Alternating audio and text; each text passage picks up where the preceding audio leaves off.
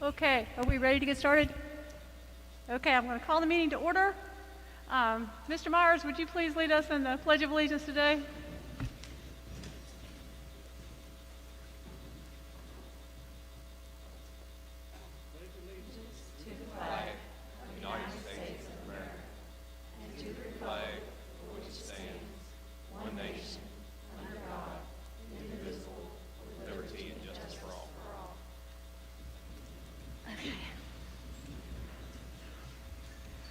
Okay, let's see. Lee Looney was going to do the, Mr. Looney?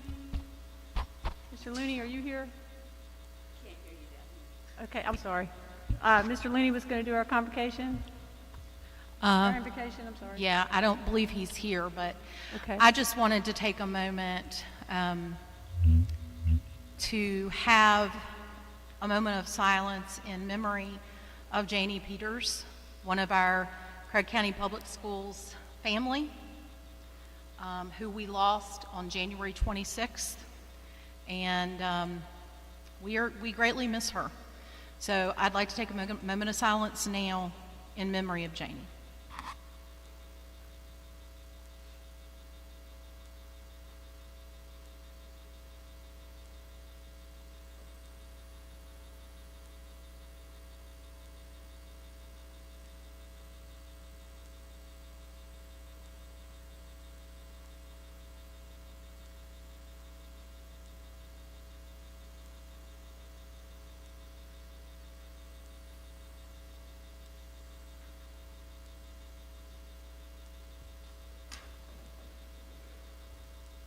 Thank you. I'd just like to ask everybody to just continue to keep our CCPS family in your thoughts and in your prayers, because it's a definite void in our cafeteria. And I do want to read to you a thank you note from the family.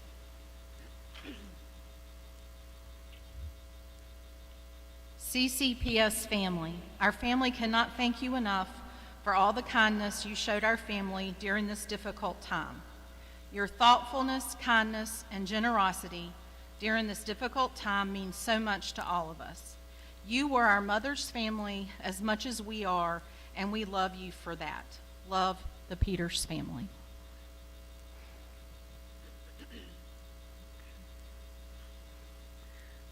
Okay, moving on to adoption of the agenda. Okay, are there any requests to changes to the agenda tonight? Okay. Hearing none, I need a motion for the approval of the agenda. I make a motion we approve the agenda as presented. Okay, second. I'll second. Okay, Trace, is that you? Okay. All right, all in favor, vote aye. Aye. Aye. Okay, opposed? Okay, motion carries. Okay, 3, recognitions. We have several tonight. This is wonderful. So the first one, 3.1, McCleary Elementary School, Virginia Board of Education Continuous Improvement Award. I'm going to come down there, that's okay, so that I can congratulate everybody. So give me just a minute to step down.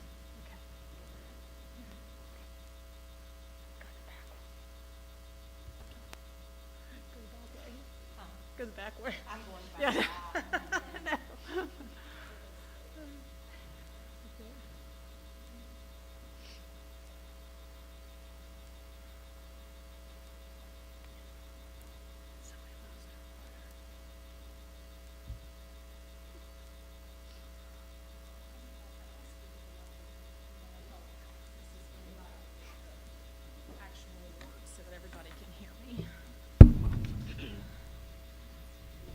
Okay. First of all, I'd like for Mrs. Jerry Van Dyke to come forward.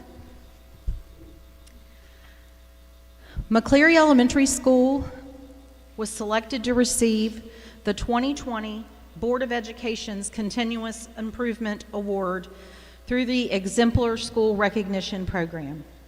McCleary received this award for being accredited in the 2019-20 school year and significantly improving academic and school quality indicators for each of the past 3 years. We are very proud of Mrs. Van Dyke's leadership and of the hard work of your staff. Congratulations.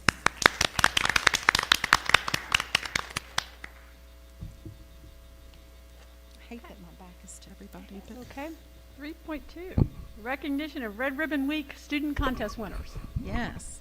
I'm going to do this if this is okay. That way I don't have my back to everybody.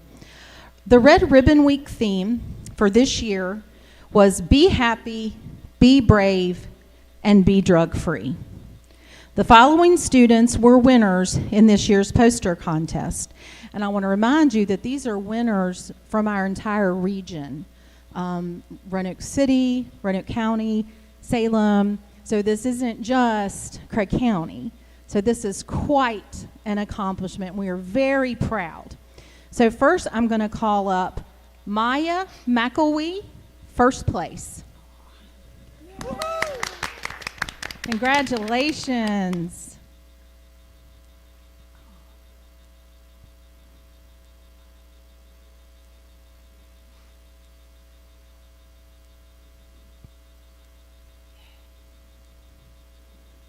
Yay, Maya. Let's give her a hand. McKenna Jones, second place. Is McKenna here? She wasn't able to come. Well, let's give McKenna a hand anyway, and we'll make sure she gets her certificate and her flower. Maggie Underwood, third place. She wasn't able. Let's give Miss Maggie a hand. And in middle school, Miss Whiting could not be here this evening, so Miss Van Dyke is standing in for her. Blake Hanna, third place. Yay, Blake. And Blake, I bet Mama would love that red rose.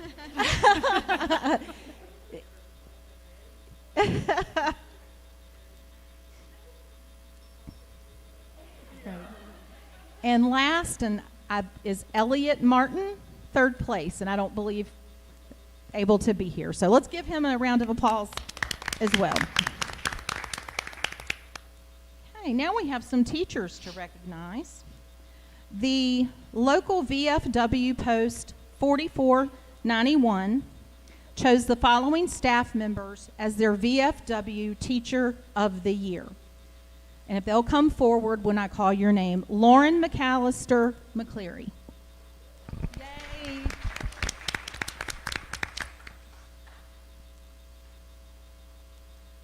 We can, if you'll just stay up here, Miss McAllister, and we'll get a picture of everybody.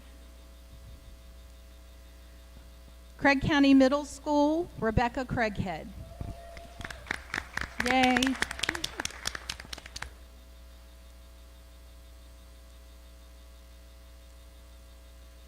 And Craig County High School, Donna DePlazes.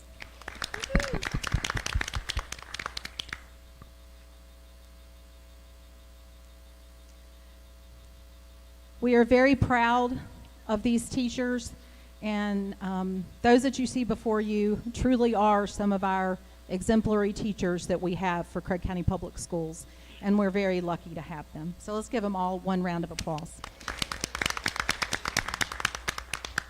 Thank you all very much.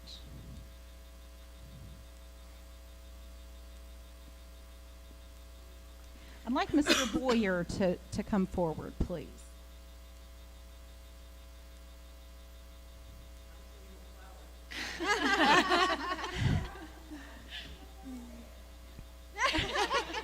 Yeah, Miss Boyer might like those. I think she would.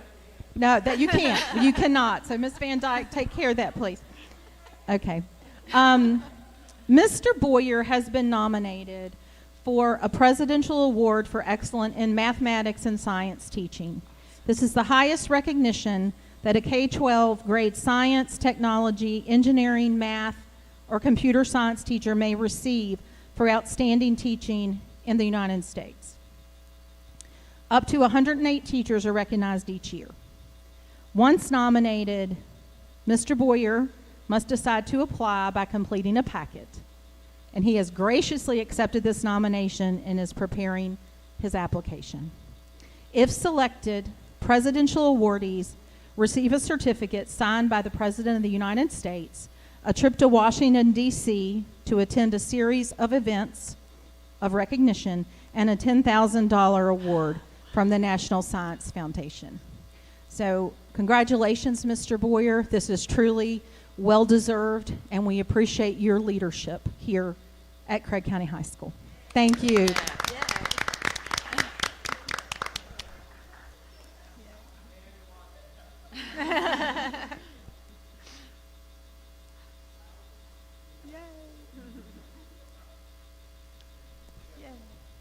Thank you. February is also recognized as School Board Appreciation Month by the Virginia School Board Association. I have sent a letter to the editor that's on board docs expressing our appreciation to our school board members for all that they do for us, the staff, and the children in Craig County. So at this time, if you all, yes. Mr. Foster, I'm going to let you hand out the certificates, and then Ms. Dudding, you let me know what you need them to do for a picture, okay? Mr. Trace Belisai, thank you. Mrs. Sue Crenshaw,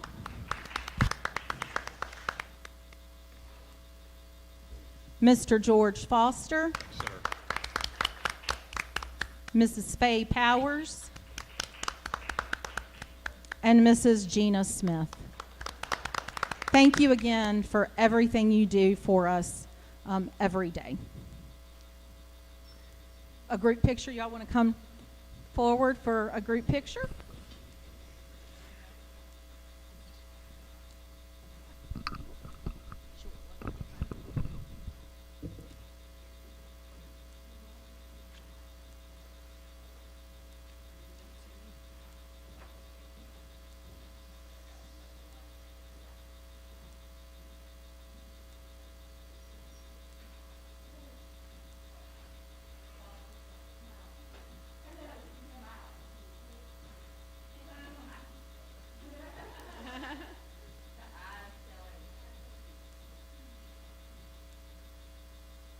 Yeah, and parents that are here, it's totally acceptable. Any of you that were here for recognitions, if you want to speak out, it is not a problem. Okay, thank you all for being here.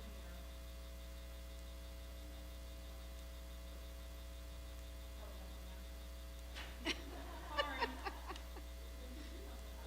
I know they're so hard to remember.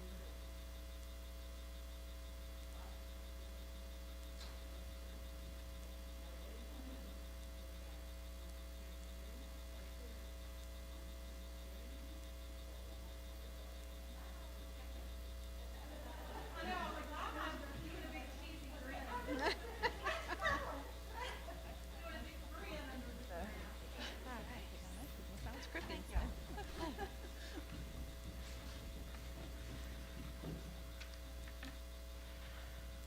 Okay, so we are up to item 4, budget presentation. Okay, at this time, I'd like to call Mr. Sam Foster to come forward and present budget information.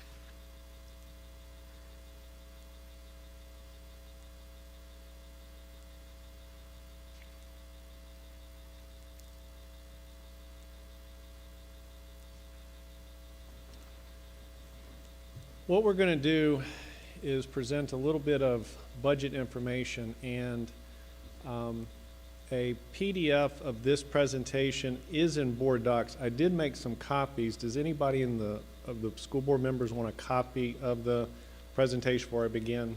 I know, Me too, if you got one. there's more pages than I wanted to print. 2 of them missing. Yeah. Thank you, sir.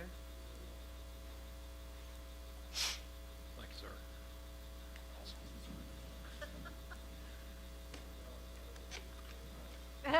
Thank you.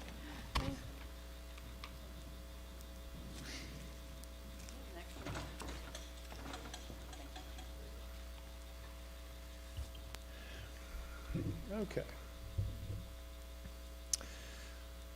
Want to kind of start with what is the value of an education. And I did a little research, and a high school graduate earns approximately $12,000 more per year than somebody that does not graduate from high school. And over 30 years, that comes out to be an additional $377,400 that that person would earn.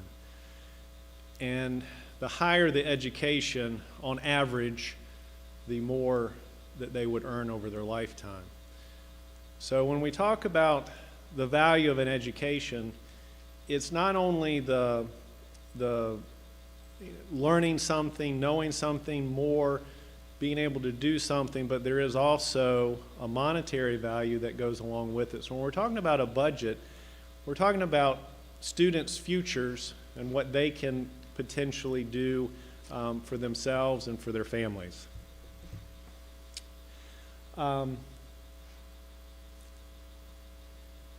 We are, one of the things that, when we're talking about budgets, is that there is an amount of money that the county, the locality, is required to give to the school system. Anything above that is, there's charts, and so what typically localities give more than what they are required.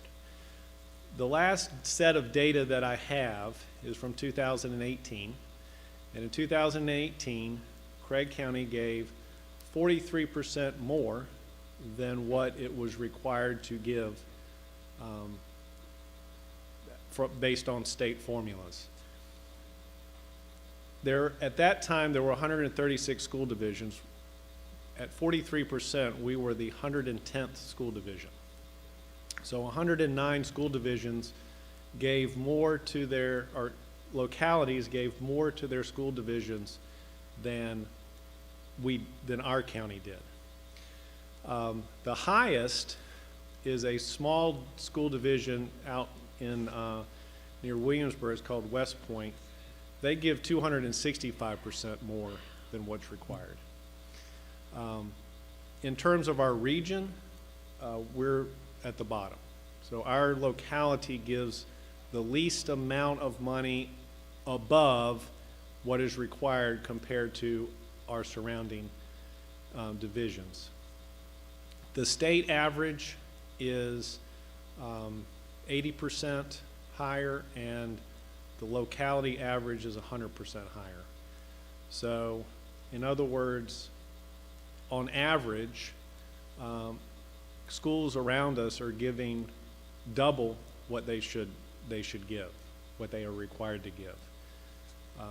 And that makes a big difference. The more that we get from the locality, the more that we can do for our students, for our teachers, for the school. And so that's one of the issues that we have to deal with, is that we get a certain amount of money in from the state, and then we get money in from the locality, and all these extra things that we want, in general, the locality has to pick up the bill, whether it's raises, adding on to the building, whatever it happens to be.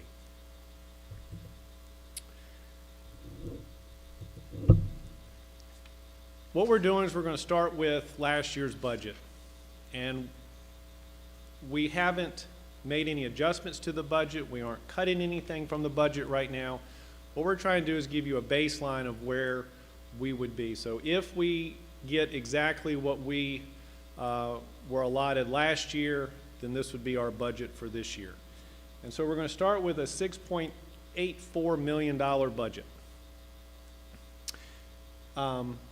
With that budget, we have 520 students that we educate, we serve, we feed, we do extracurricular activities with. We have 104 employees that are paid through that budget. Of the 104, 52 of them are funded through the state. So half of our employees have to come out of local funds. We are the largest employer in the county. There's not anybody that even comes close to the number of people that we employ and that we serve. In terms of the budget, 85% of our budget is in salaries and benefits. So there's a small portion of this budget that is used for anything other than personnel. I have a graph that shows the same thing. Sometimes pictures are a little bit better. The green is salaries and benefits. That's the biggest part of our budget. A little over 14% is everything else. Utilities, buses, maintenance, fixing the septic tank. Whatever it is, that comes under the materials and supplies. In terms of expenditures, this is a slightly different graph. I've broken out a little bit more. You can see where benefits is 25%.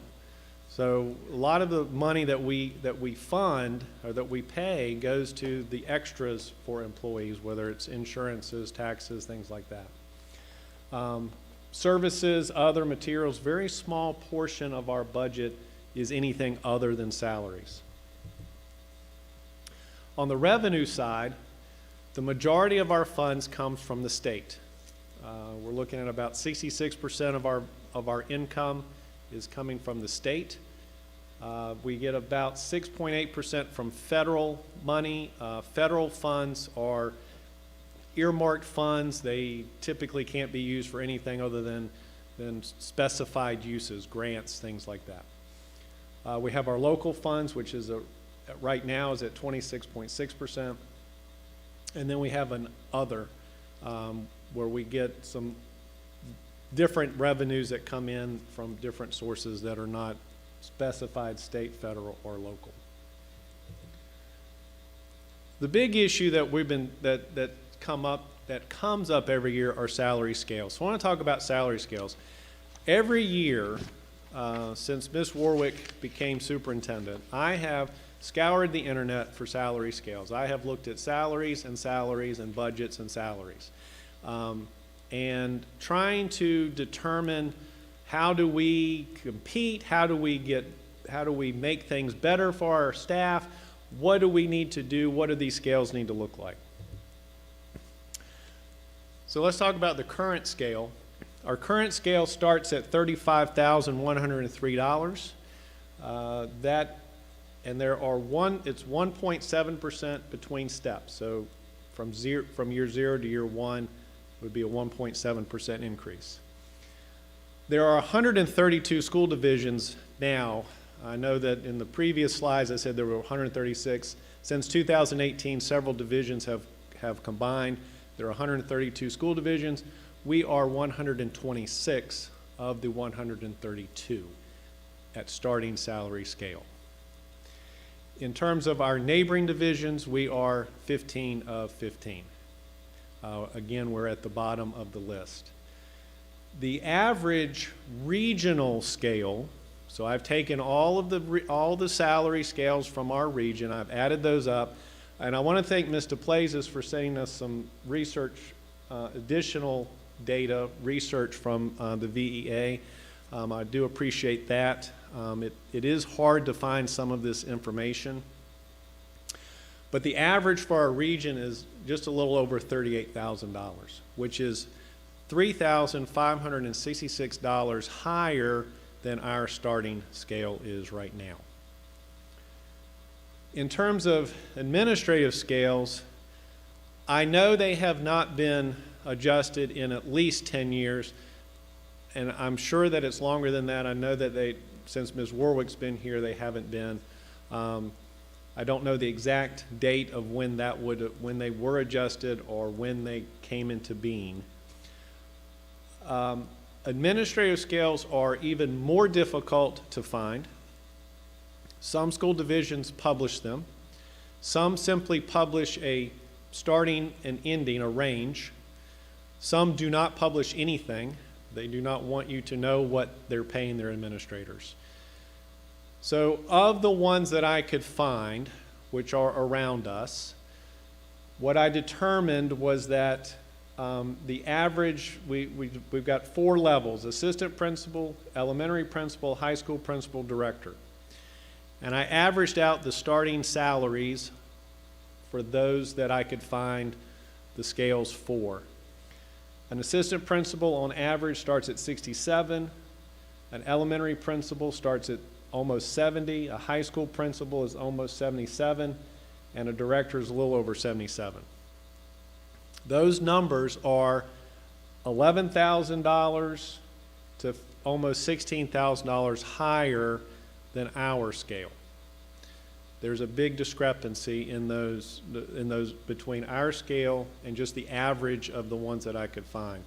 And some school divisions are even worse than that. There's one nearby that the difference between our starting director scale and their starting director scale is $35,000.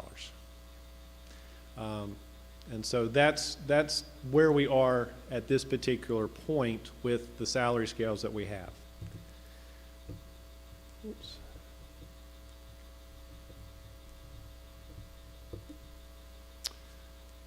So let's talk about budgets a little bit. So we've talked about where we are. Let's talk about the budget. We're really not proposing adding too much to the budget. We've got 2 things that we want to add. One of them is a middle school JVG program, and I will talk about the JVG program in more detail when I get to my instructional update in just a minute.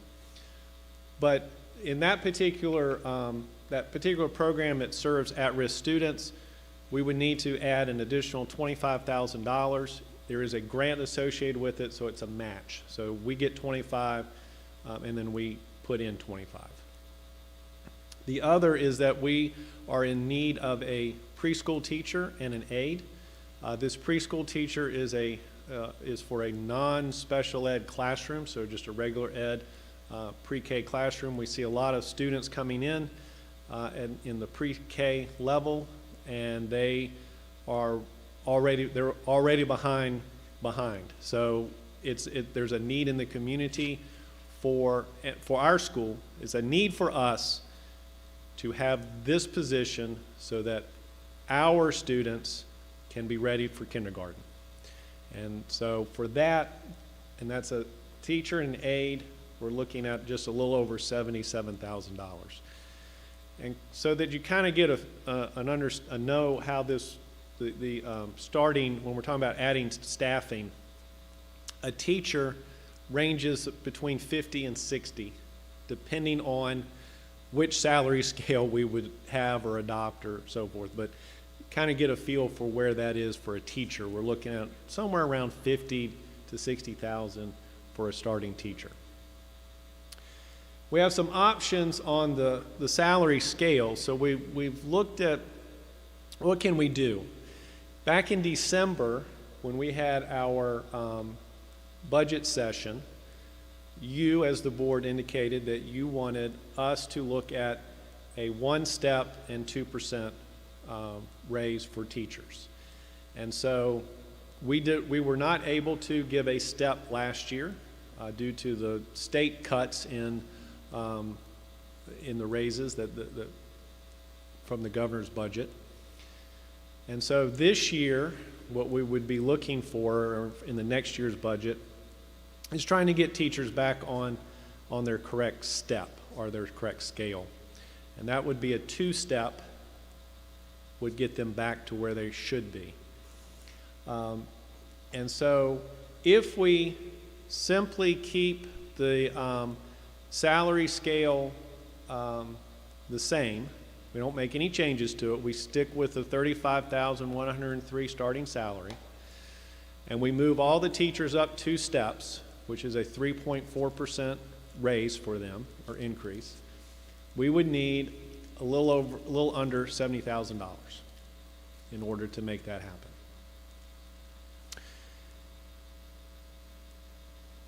When you look, what you had indicated back in December, again, was a step and 2%. And again, from our standpoint, we would like teachers to be on the correct step. It makes it easier for everybody. In order to do that, what we could do is 2 steps and a 0.3% raise. So 2 steps and a 0.3 is the same as 1 step and 2%. So that second option, the salary option 2, would be what you had requested back in December.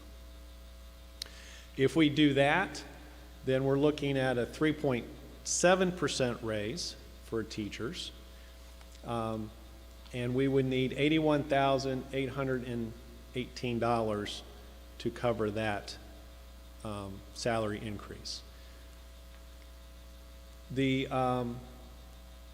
For the admin scale, we're not really changing the scale. What we're doing, except that we're matching the step increase for teachers. So teachers are 1.7, and we would be proposing to move admin from 1.5 to 1.7. So everybody's steps are the same in percentage points.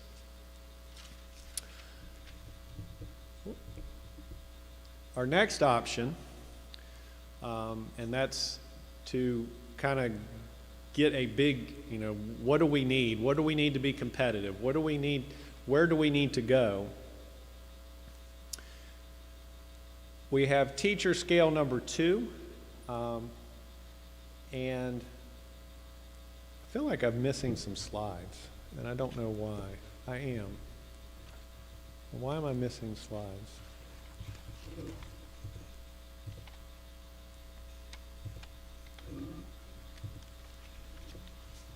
I think you may have just gotten out of order, maybe. Yeah. Okay. I don't know. I feel like I'm missing a slide, and I don't know what I'm missing. What teacher scale number 2 does is we start at $39,000 for a starting teacher. Remember that the average scale, the average starting for our region was a little over 38. So by putting us at 39, we're at least above the average for the region in terms of a starting salary scale.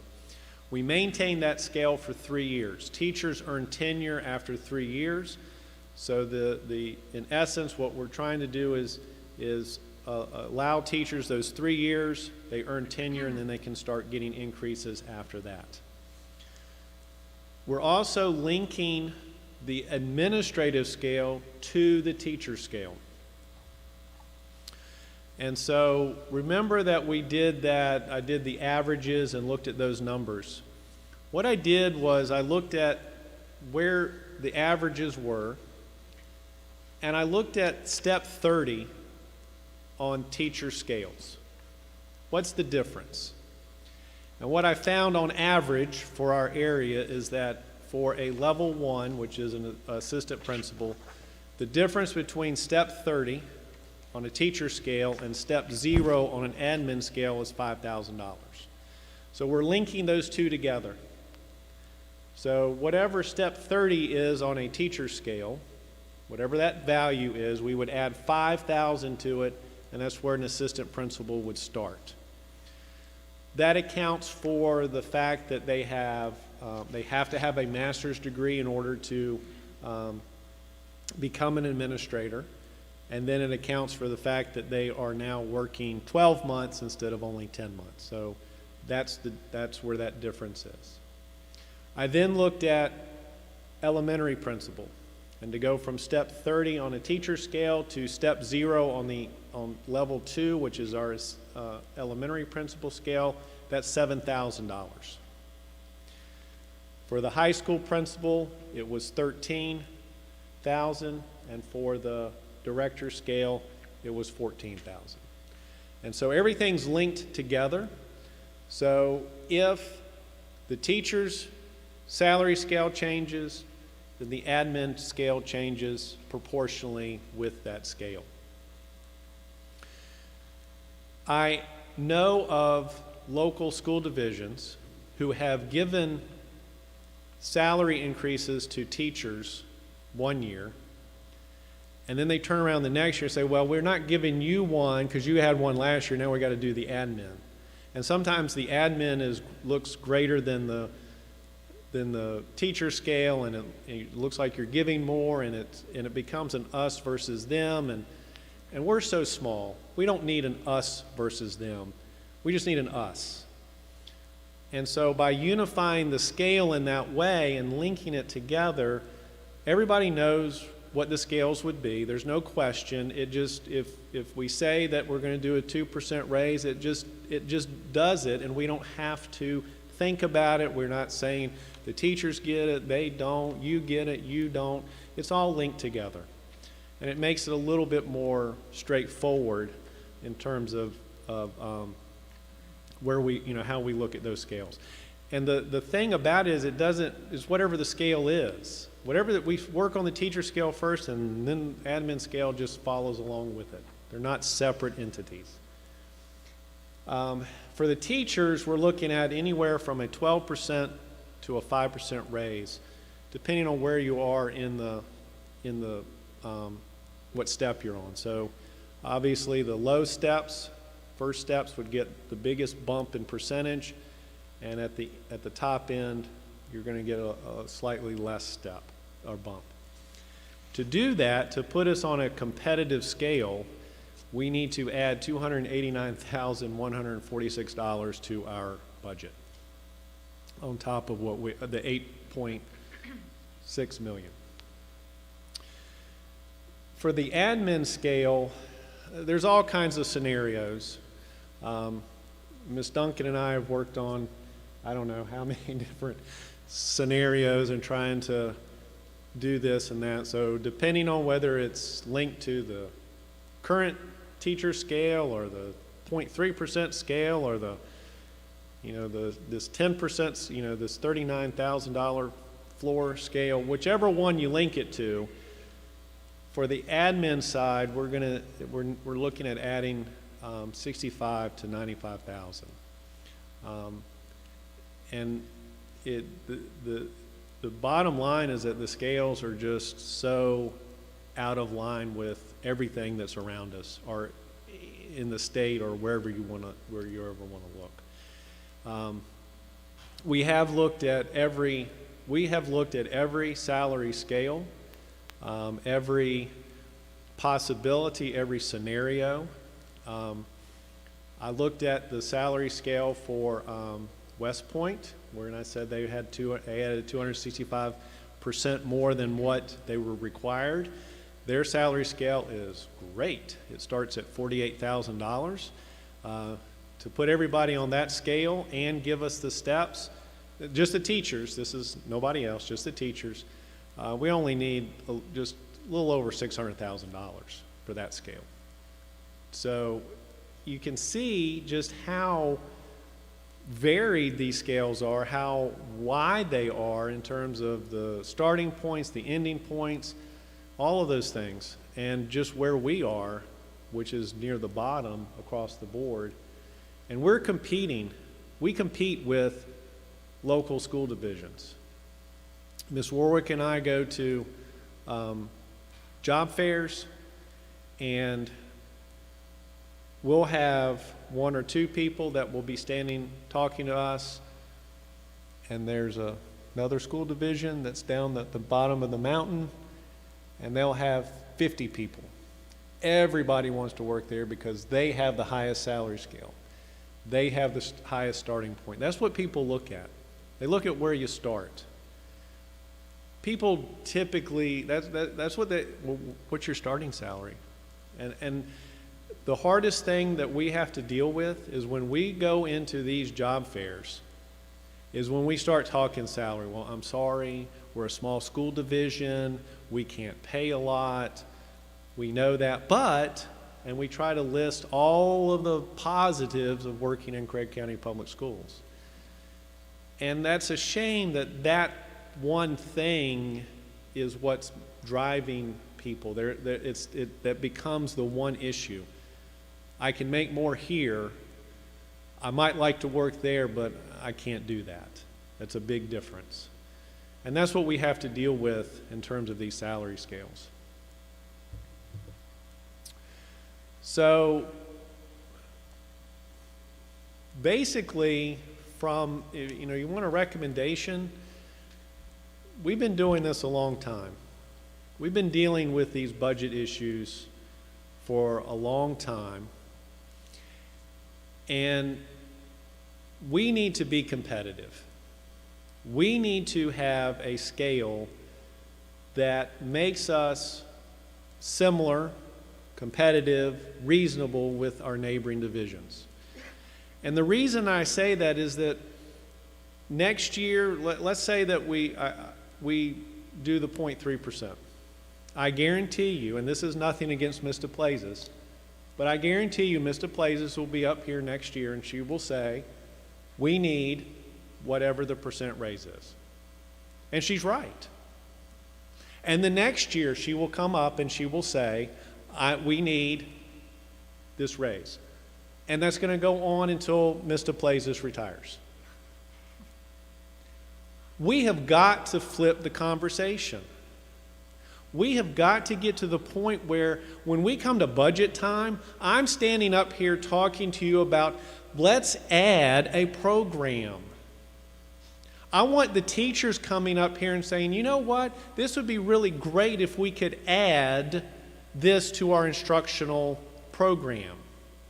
It would be really great if we could do this. Rather than every year it's, what can we cut so that we can increase our salaries?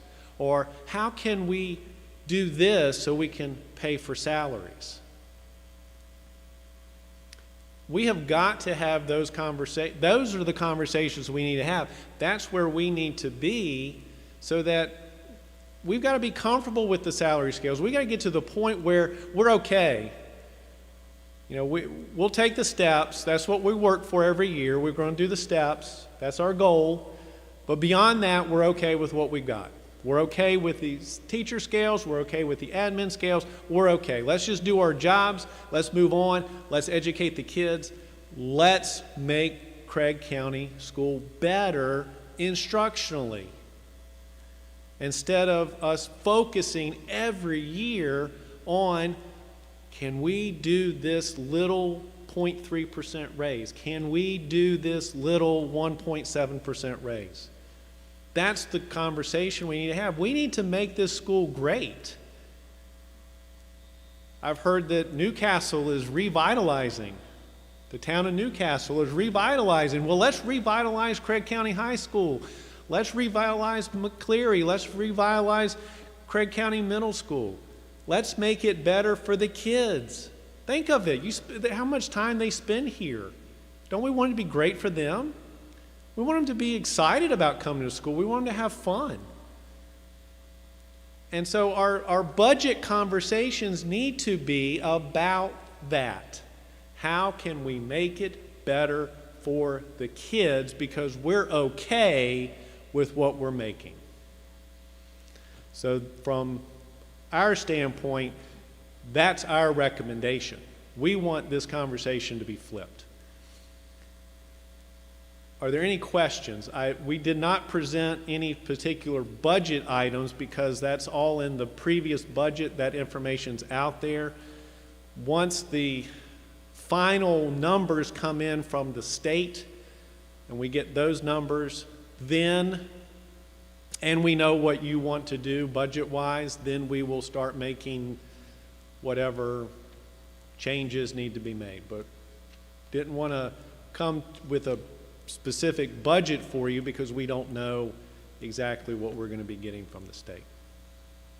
I'd like to ask, I know you give us the average raise for the teachers would be between 5 to 12%. What would it be for the administrators? Just percentage-wise. That's a good question. It's higher because the administrative scale is so much Yeah, I understand that. worse. I'll have to do the. Okay, that's fine. I appreciate it. Yeah, I'll get that number for you. I didn't do that specific. Good presentation, I like this. Any other questions? I did notice that you don't have the superintendent's salary in that. Correct. So the superintendent's salary is negotiated between the school board and the superintendent. I will say this, typically, a board would look at the employees with the highest scale, usually an assistant superintendent, and then base the salary of the superintendent off of that. So there aren't salary scales for superintendents. That's a strictly straight negotiation between the board and the superintendent. But we also know we're ranking last. Yes, our superintendent, who is the best superintendent in the state of Virginia and should have the state superintendent award, Yep. is the lowest paid superintendent in the state.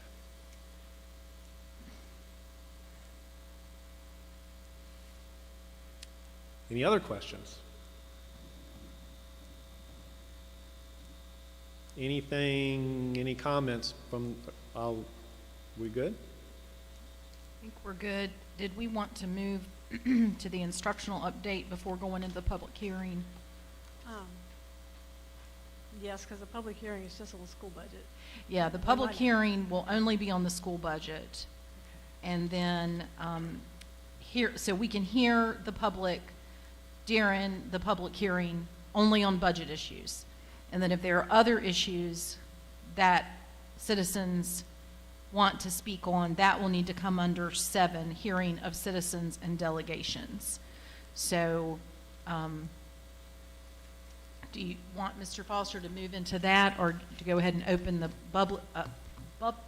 Do it. Do you want to go ahead and open up the public hearing on the budget and then close it and then let him present the instruction? Does that make sense? Okay. Okay. So we need a motion to open the public hearing. Do I hear a motion? I make a motion that we open the public hearing. Okay, second. I'll second. Okay, all in favor, say aye. Aye. Okay, no? Okay, motion carries. Okay, do we have anybody wishing to address the board on the budget?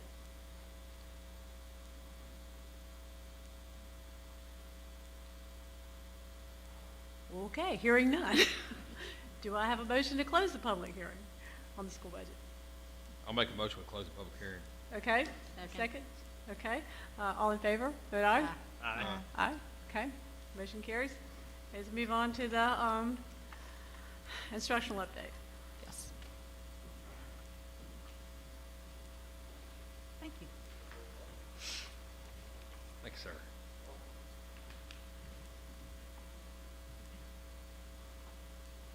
Thank you.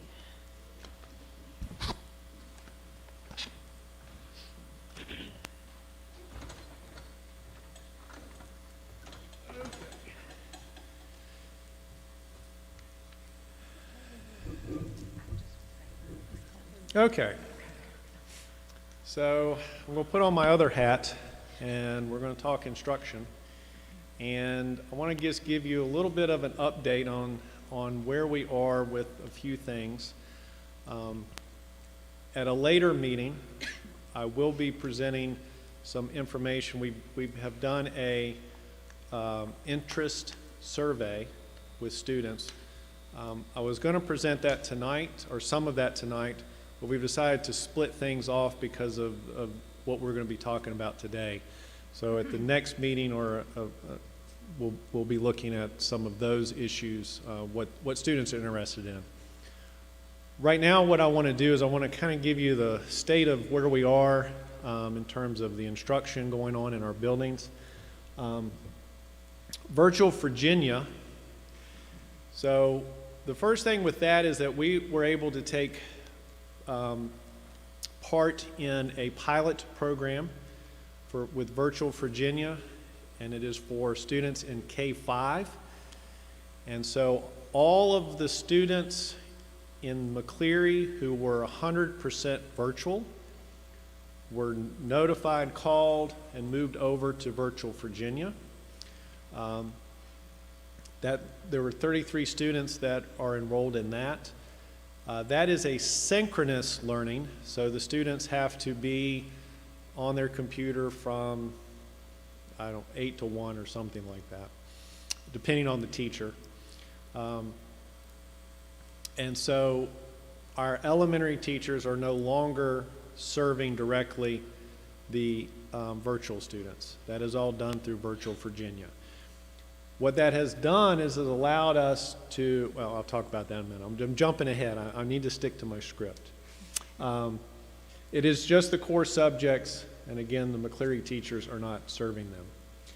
The middle school program, there is a middle school program, but it is a year-long program, and there's no way to bring our kids in the middle of the year.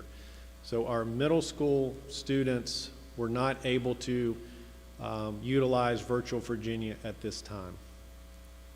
For the high school program, we were able to move some of our students over to Virtual Virginia.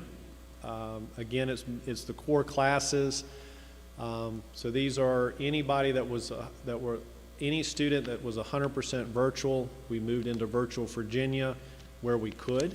So 33 students out of the high school were put into Virtual Virginia classes. The unfortunate piece to this is that electives, like accounting, were not able to put over into Virtual Virginia because Virtual Virginia did not offer those classes. So some of our teachers still have virtual students that they are working with at the high school. I'm going to skip that slide. JVG, which is what I mentioned as our budgetary item, is a program that we have been associated with for at least 15 years, probably more than that, maybe 20. We were one of the first schools that became part of JVG. JVG stands for Jobs for Virginia Graduates. It is a sub-program from JAG, and I'm sorry if I don't remember what JAG specifically means. But this particular program is designed to help at-risk students.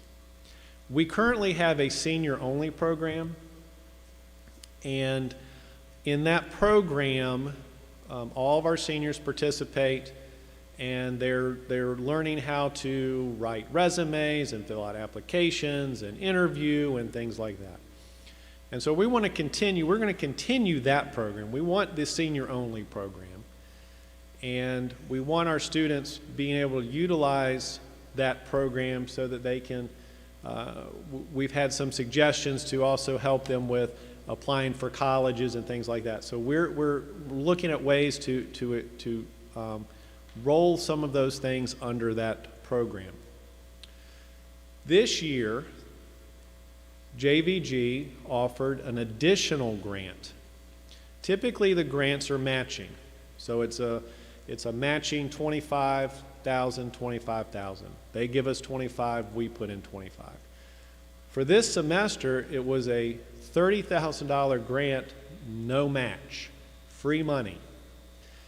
And what we were doing is being able to start a new program. And so JVG has a middle school program, which looks at mainly 7th and 8th graders. And then they also have a high school program, which covers you could do 9 to 12, or you could do the senior only.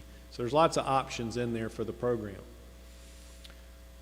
What we did for this year is we wrote the grant so that we are starting a 7-11 program to help our at-risk students. We have Renee Quisenberry, who is our Title III teacher, which is ELL, English as a Second Language teacher. She is running that program. What was the Digital Academy before COVID is now going to be rolled under her particular program. So she's also working with students who are working on their GED. The benefit there is that she is a licensed teacher, fully licensed teacher, so we can do a lot more with her in that program. Part of this grant is getting the program ready for next year. So part of it is working with the students this year, plus getting a program ready for next year. And so she will be mentoring at-risk students, And when I say at risk, we're looking at students who are failing, they're at risk of dropping out, they're at risk of not graduating. Those are the at-risk students that we're looking at. There could be some other areas of at-risk, but those are the main things that we're doing. And there's also a career investigation portion of all of this. What do they want to do? How do we align them with their interests? So that's what the JVG program is. And it really has a lot of, we can really reach these kids. There's an interview process. Renee has to get, Miss Quisenberry gets to know them very well. She works with them in a one-to-one situation, finding out what they like, what they don't like. How do we reconnect them with school? How do we get them interested in school again? How do we get their grades up? What do they need? So she's working with Miss Whiting. She has a list, and she's in the process of working on that. She's also done all the training, and again, by the end of June, we will have a JVG handbook, and that's the ultimate goal, and have a fully aligned or realized program going into next year. That's a 7-11 and a senior only, and so that's what we're working on right now.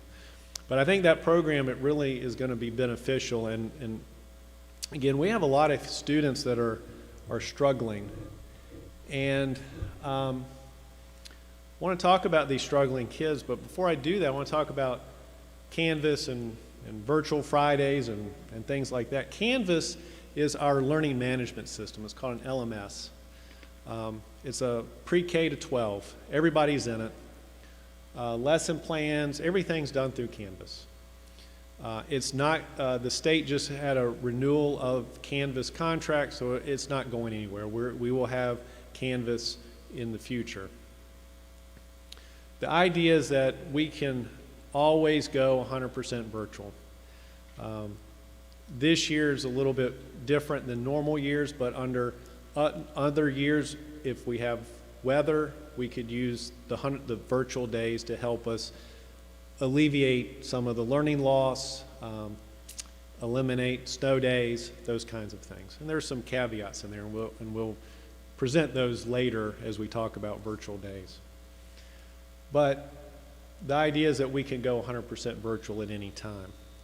Students are one-to-one at home. They all have a Chromebook at home. They're also one-to-one in the building. So connection is not a problem. Everybody has what they need. Friday was originally designed to be a day to work with virtual students. It was not envisioned to be just a work day. It was a day where you were to connect with your virtual students, you were to make those connections, you were to look at, what kind of help do they need. You could, if you needed to, you could bring kids in for tutoring, whatever it is that you needed to do. But that's what the intent of it is a learning day, and we are counting it as a learning day. If it's a work day, we can't count it, and if we can't count that day, we are not going to have enough days. So it has to be a learning day. It has to be an opportunity for these kids. Right now, the K-5 teachers aren't working with any virtual students. All their students are in person, Monday through Friday.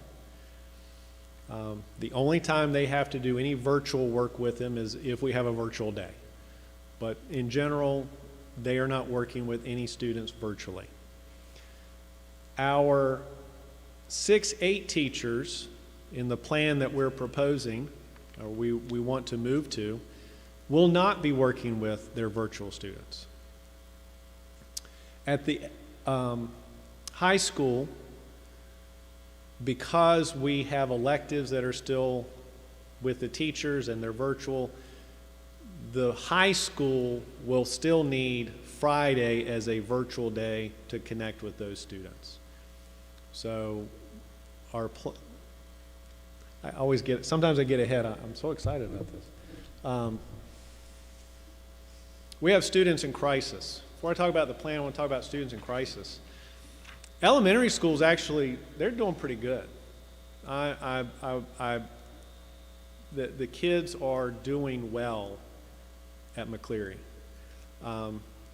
There are 7 students in McCleary that have an F, and only one of those is virtual. So they're doing well. When I say they have an F, that's really the end of the semester. The middle school, we're struggling. Our kids are struggling there. 85 students have an F, semester 1. Of the 85, 14 are virtual. So there's a lot of in-person students that are struggling. They need to be in school every day. They need to not be doing virtual work. What's happening is that they're in school Monday through Thursday, and then they're trying to do work virtually on Fridays, and they're either not doing the work, not getting the work, they're not doing something. We need to change the focus here, and they need to be here Monday through Friday. At the high school, we had 73 students that had earned an F semester 1. At the high school, and 25 of those were virtual. High school is different in that it's credit based. So if you earn an F semester 1, you got to repeat the class. Okay, so it's a little bit different in terms of how we're looking at students. K-8, we do not advocate retention, but retention is the option for students who are failing. 9-12, there is really no retention, it's earning credits. You don't pass Algebra 1 semester 1, you take it semester 2, or you take it the next year. You got to pass it in the story. You don't have a choice. So it's a little bit different at the high school. But we have a lot of students who are not passing their classes. That is huge. To give you a perspective, there's only 165 students, grades 9 to 12. Half of our students at the high school failed something semester 1. Half of them. There's 135 students at our middle school. Over half failed something semester 1. Our teachers are working hard, but the kids need to be in school in order for this to work. And we knew that. We knew that going into this, but we had to do what we needed to do. We had to do this. We didn't know, we had to keep people safe. We had to do what we did. But now we need to make a change. These kids need to be in school, and we can do this. We can bring them back, and we can do it safely. How are we going to do that? Elementary is already 5 days a week, and the 100% virtual students are on Virtual Virginia. But Cleary, that's taken care of, done. The middle school, we need to get them back 5 days a week. We need to have more of a normal educational plan. Homework on Canvas is fine, but we don't need these virtual days for the middle school. The students who are virtual, we're going to put them under Ms. Steimling. Ms. Steimling is our assistant principal. We've already talked to her. The idea is that she has time during the week that she can meet with those students during the day or and work with them. She can take care of the grading of the papers. The students still live with the teacher because it's easier from a scheduling standpoint. It's easier from just a Canvas standpoint. It's just easier. But she'll handle them. She'll be responsible for them. The beauty of it is she is certified 6-8. She is a middle school teacher. She's been a middle school teacher. She's taught it all. So she knows what she's doing. So it's a perfect way to get those students who are virtual under somebody that can concentrate on them and doesn't have to split their time between in-person and virtual. So the middle school comes back 5 days a week. At the high school, we still need virtual Friday. The high school teachers still have to have time to meet their virtual students. We have no way to offload those students. At the high school level, there isn't a universal my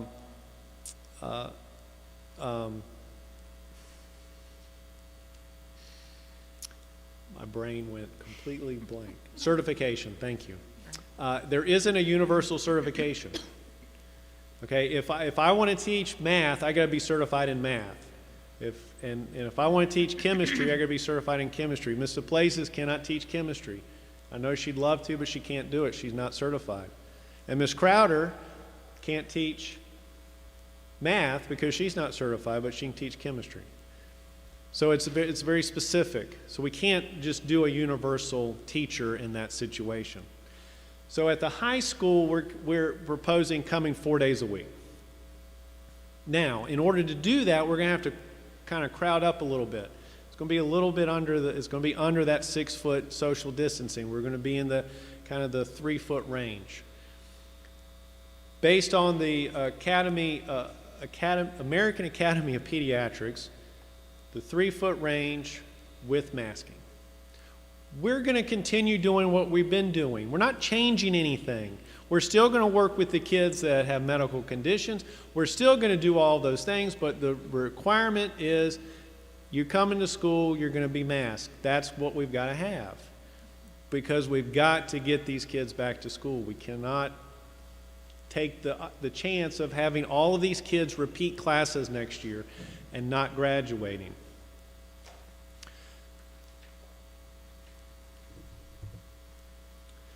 So the bottom line is this.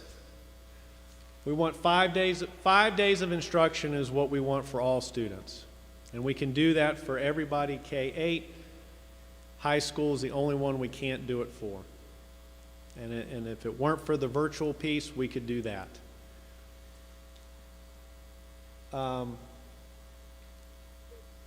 The high school students are going to attend 4 days a week. And like I said, the face coverings are required, and we're going to handle things like we have done it all year with respect, with openness, and we're going to work with the kids that have certain issues that they need to work with. What I want to leave you with is this. Failure should not, cannot, and will not be an option. If we do not move in this direction, then we as educational leaders have said failure is okay. If we do not enforce these rules, if we do not have these kids come back, if we do not set an example, if we do not say you need to be here 5 days a week or 4 days a week and you need to do what we've asked you to do, then we're saying failure is okay, and it's not. And we cannot do that. We cannot allow our students to fail. We must implement this plan that that we have looked at, and we need to get these kids back into school. One thing I do want to add is that, as you all know, we have had in-person instruction since August. We are one of very few school divisions that have had our students in person since August. And I want to recognize that. I want to recognize my administrators, the school board for the support of that, my teachers, my bus drivers, my aides, everyone who has made sure that our kids have been in school. And that's something to be proud of. But now that we can bring kids here more often, I think we owe it to our students. They need to be here. They need to be here at school. So I just wanted to bring that up because, the governor has given a March 15th deadline where school divisions have to provide some type of in-person instruction. Well, we've been meeting that since August. I don't need a March 15th deadline because we've been doing that. But a lot of divisions have not. So I just want to go on record saying we have something to be proud of here in Craig County. Does the board have any questions for me? On your high school, am I understanding this correctly that the high school will still continue to be virtual if they choose to? High school students, any student, Yes, they can continue to be virtual, and we've already put as many students in virtual Virginia as we can. Yes, parents still have the option. They have that That hasn't option right changed now. for this No. school year, to remain virtual, correct. Thank you. Are we, I'm just curious, this is mainly curiosity. The Canvas here, are we planning on using, are we going to keep continuing to use that? How long have we had it, and are we going to keep using it like for several years? The state has approved a 5-year contract with Canvas. So for at least that period, I would see us using Canvas, yes. And as far as the virtual stuff for teachers need to be prepared, are we going to phase that out eventually? Like,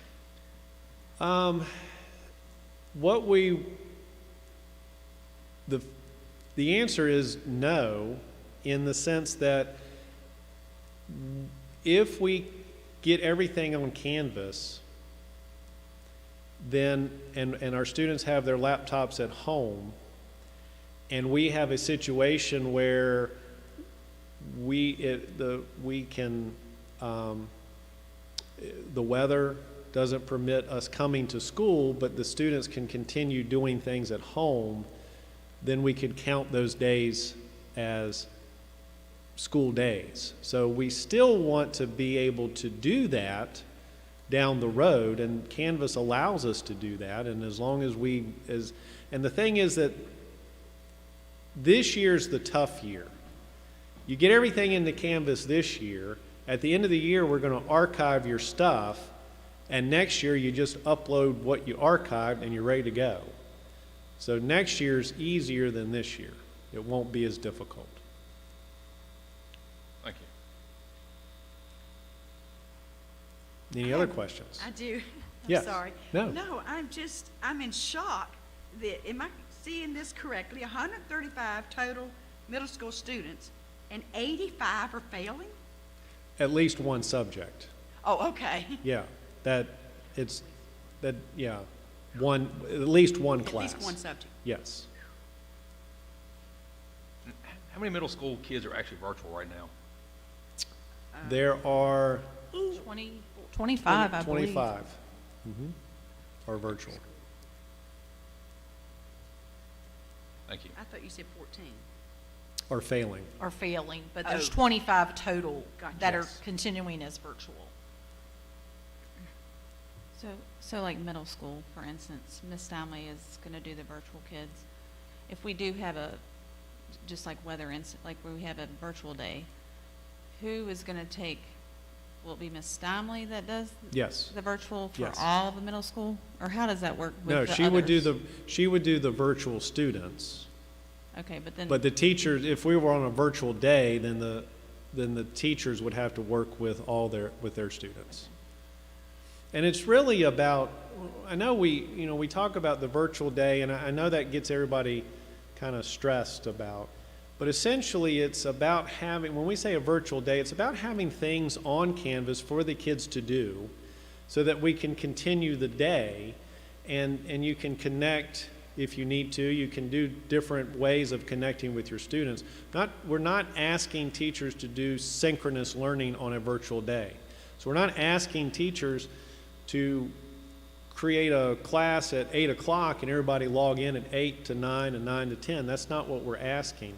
But it's simply allowing us to have material that is on a platform that students can access from home, and they can do some work. We can count the day, and then when the teacher comes back the next day, they're not as far behind as they would have been before. That's really what that's really what the purpose of it is. It's to allow some continuity, and it's not just a lost day. Think about it this way: on a normal year, okay, let's take Canvas out of the picture.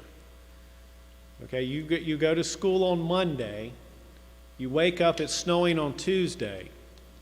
You don't do anything. You don't do any work. You can't come to school on Tuesday, you can't come to school on Wednesday, you can't come to school on Thursday. You're not doing any work, you're not doing anything, you have no access to your teacher, you have nothing. You come back on Friday, the teacher now is, whatever they were doing on Tuesday, they now have to do on Friday. They're behind. Well, if one or two of those days could be virtual days and the teacher could reach out to students or provide some work for students, then when they come back on Friday, they're not as far behind. We haven't just it's not, and I'm not saying it's a waste to go out and snow sled. It isn't. That's important for kids to go out and sled and do fun stuff in the snow. And we respect that. We're not going to make every snow day a virtual day. That's not the point. But the point is that we can allow teachers to not be as far behind, so that when they do come back, there's already some either work already done or something that they could have been working on, and the students can continue their thing. So that's really what virtual learning is about. It's not about having kids tied to a computer every day for 8 hours, but it's about providing some work for the students so that we can continue that learning process. I guess what confuses me too is like like elementary, because we have done, like, we've kind of transitioned back to not this, which is great. You know, they're doing a little bit more paper, everything's on paper. So if it's not downloaded, if we're 5 days a week not putting curriculum on Canvas, and then virtual days get, called, and that's what I worry about middle school too. If we're in person 5 days, are we going to transition away from this during the classroom, and then we have a virtual day suddenly? Are the teachers, because I don't know that end of it, are they scrounging to get stuff on Canvas that night, or? They should be things, when they're planning, they should have things out there. So there's a lot of things that we can put on Canvas, assignments that we can have. We have, for example, the English teachers have a program called Writable, and allows students to write an essay. You could easily put an essay out there. They go to Writable, they do their essay. They can have it turned in when they come back. So there are little things we can put out there. The teachers, like I said, this is like your first year of teaching. It's planning everything, it's trying to figure it all out. And there are going to be some bumps in the road. There are going to be some times when something's not, we're trying to transition back and forth. But we really should have, especially the middle school and up, that they should, for the most part, they should have pretty much everything on Canvas. And it should be, testing on Canvas, because that's where the kids take their tests now. We don't give paper SOL tests, we give computer SOL tests. So we need to mimic how we're going to assess them so that they're ready for those assessments. When they take their writing SOL, that's on a computer. It's not handwritten anymore. They have to type it out. Well, they got to learn how to type. And also, if students are in quarantine, the students have to be able to access Canvas. So basically, the expectation has been that teachers still are planning on Canvas. Ms. Van Dyke, did you want to speak to this? Yes. So, like, McCleary is going the 5 days a week, and You want to come up to the microphone, just so everybody can hear.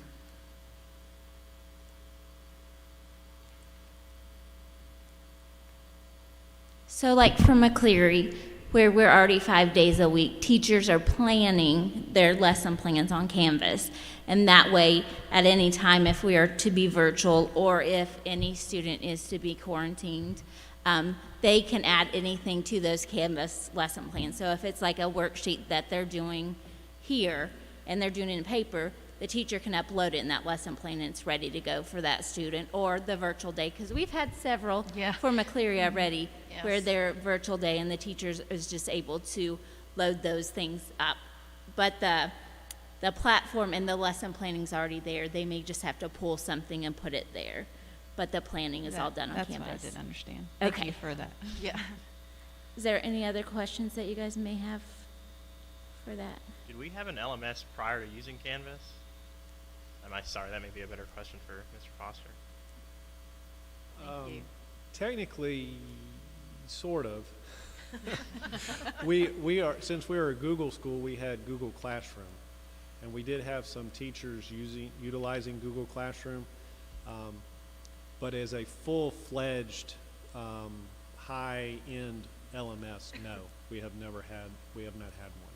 Gotcha. Have we heard anything from teachers as far as limitations with Canvas? Like, are there any concerns that it's reducing their ability to do some things? I know switching over a new tool, sometimes you may lose feature sets and things like that. Have you heard anything about teachers, not, might make their job a little more difficult, that might be expected, but are they losing anything that they were doing previously? Like, do they now have the inability, or not have the ability, to do something they were doing previously that might affect their way that There they're might be planning a their classes and stuff? few situations, however, Canvas does integrate with Google Google, so things that are in Google can be integrated. We've also integrated Writable into that. We've integrated some other, and there's some other apps that are that we can integrate into Canvas that we couldn't do before. So part of this year is learning how to use all those little things, and trying to make sure that, and we've added some, one of the things we've added is, it's a PDF editor, Cami, and it does text to speech. It allows the kids to to type things into spaces, so they can upload a PDF and then the students can fill it in. So in some ways we've added some things this year that we didn't have before. Every teacher is going to experience something a little bit different, but in general I'm not sure that we're certainly not less, we are more. Okay. Maybe we're too much more, but we're not. We are definitely more than less. But we were happy to hear that Canvas did receive the contract. Yeah, because that way all the work that our teachers have done, they will have that. Just like Mr. Foster said, it's been it's been a first year of teaching for most teachers, because it's been new. But just like after your first year of teaching, you begin those file folders and all those things that you collect year after year. So we were relieved to find out that they would be able to use anything that they have done as a starting point, won't have to start over. So that's good news. Any other questions? Okay. Thank you, Mr. Foster. That was an awesome presentation. That was Thank great. you. Okay. Are we ready to move on to hearing of citizens and delegations? Yes, ma'am. We have Miss Donna DePlazes. Okay. I've got a bunch of them. Yeah. Yep. Who they are, Yep. who they're from.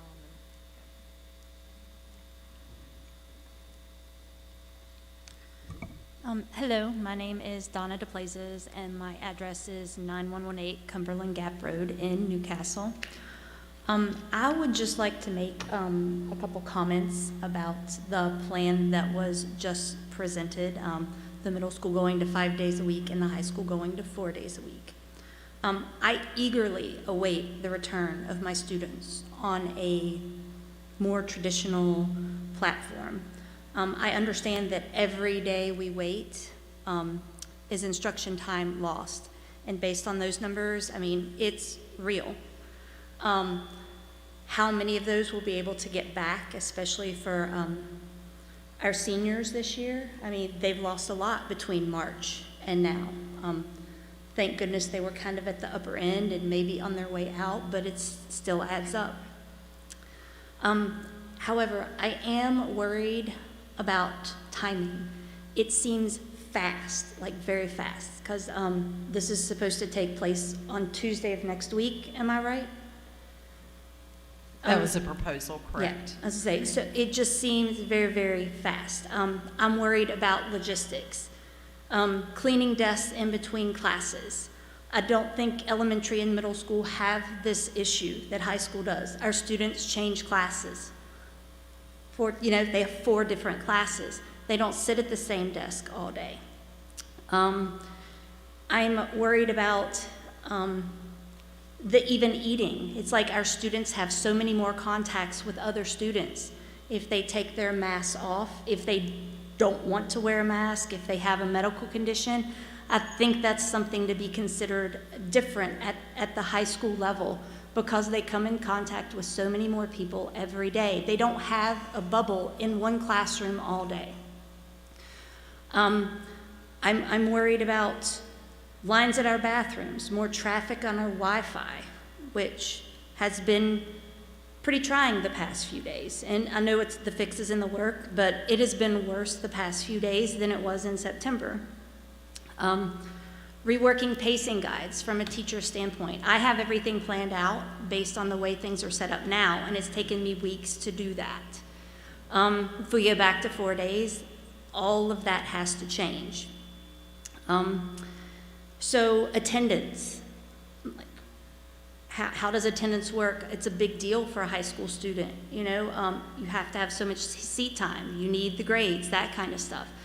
So I'm just worried if there's enough time to develop plans for all of these by Tuesday. I mean, I do want these kids back, but when they come in here on Tuesday, is it going to be a conducive learning environment, or is it going to be chaos with teachers not knowing what's going on and students not being able to actively learn?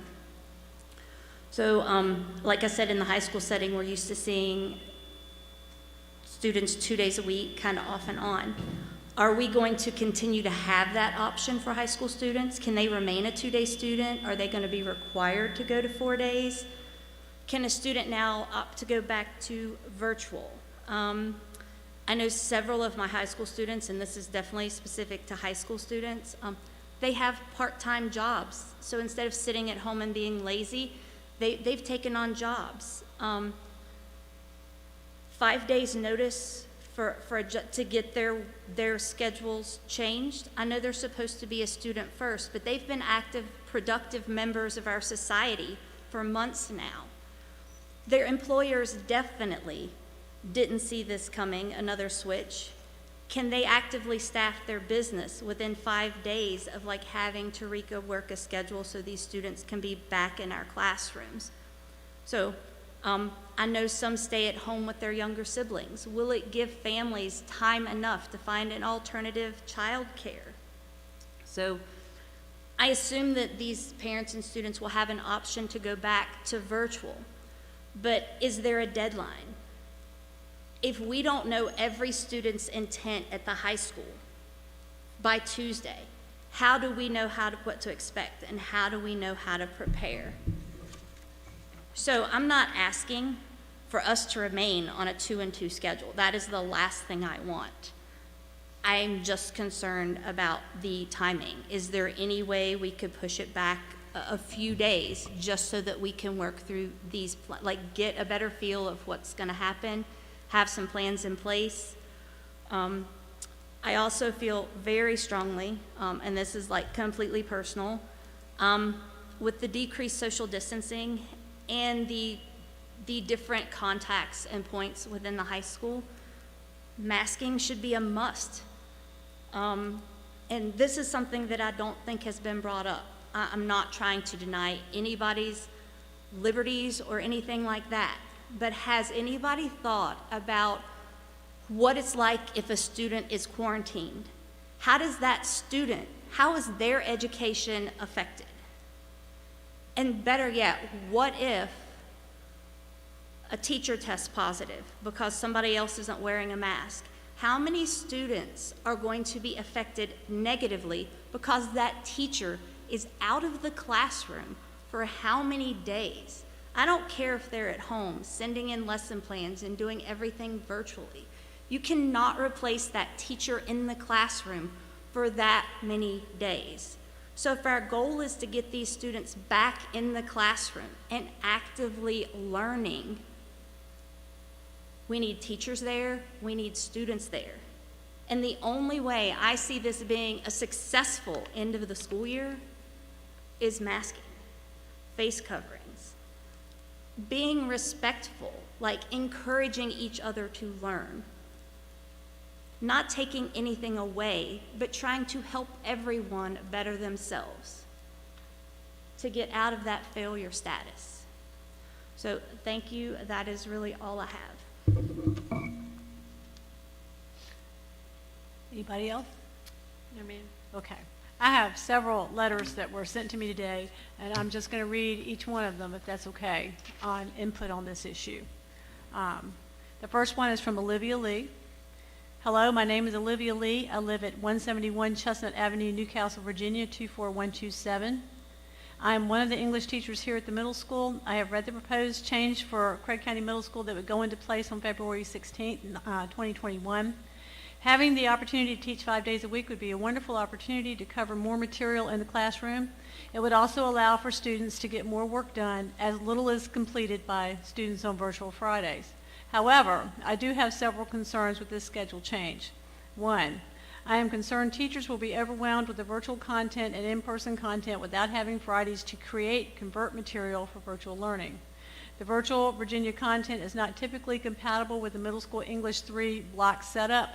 Due to that, I create most of the content for each class. I typically spend 5 to 6 hours per grade level every Friday to get the modules up and running. I'm concerned that several teachers, if we were to have the change, would not have an opportunity to make videos. I love making videos for classroom recording. Currently, 4 teachers do not have planning periods in their classrooms. We are usually spending time trying to find somewhere to go due to testing in the computer lab.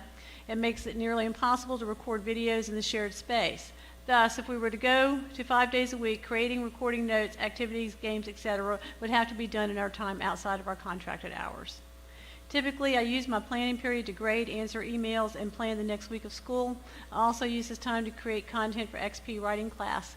I am concerned that if we were to go 5 days a week, I would simply run out of time and would not get everything done during my planning periods. Therefore, I find Fridays essential to my day-to-day teaching.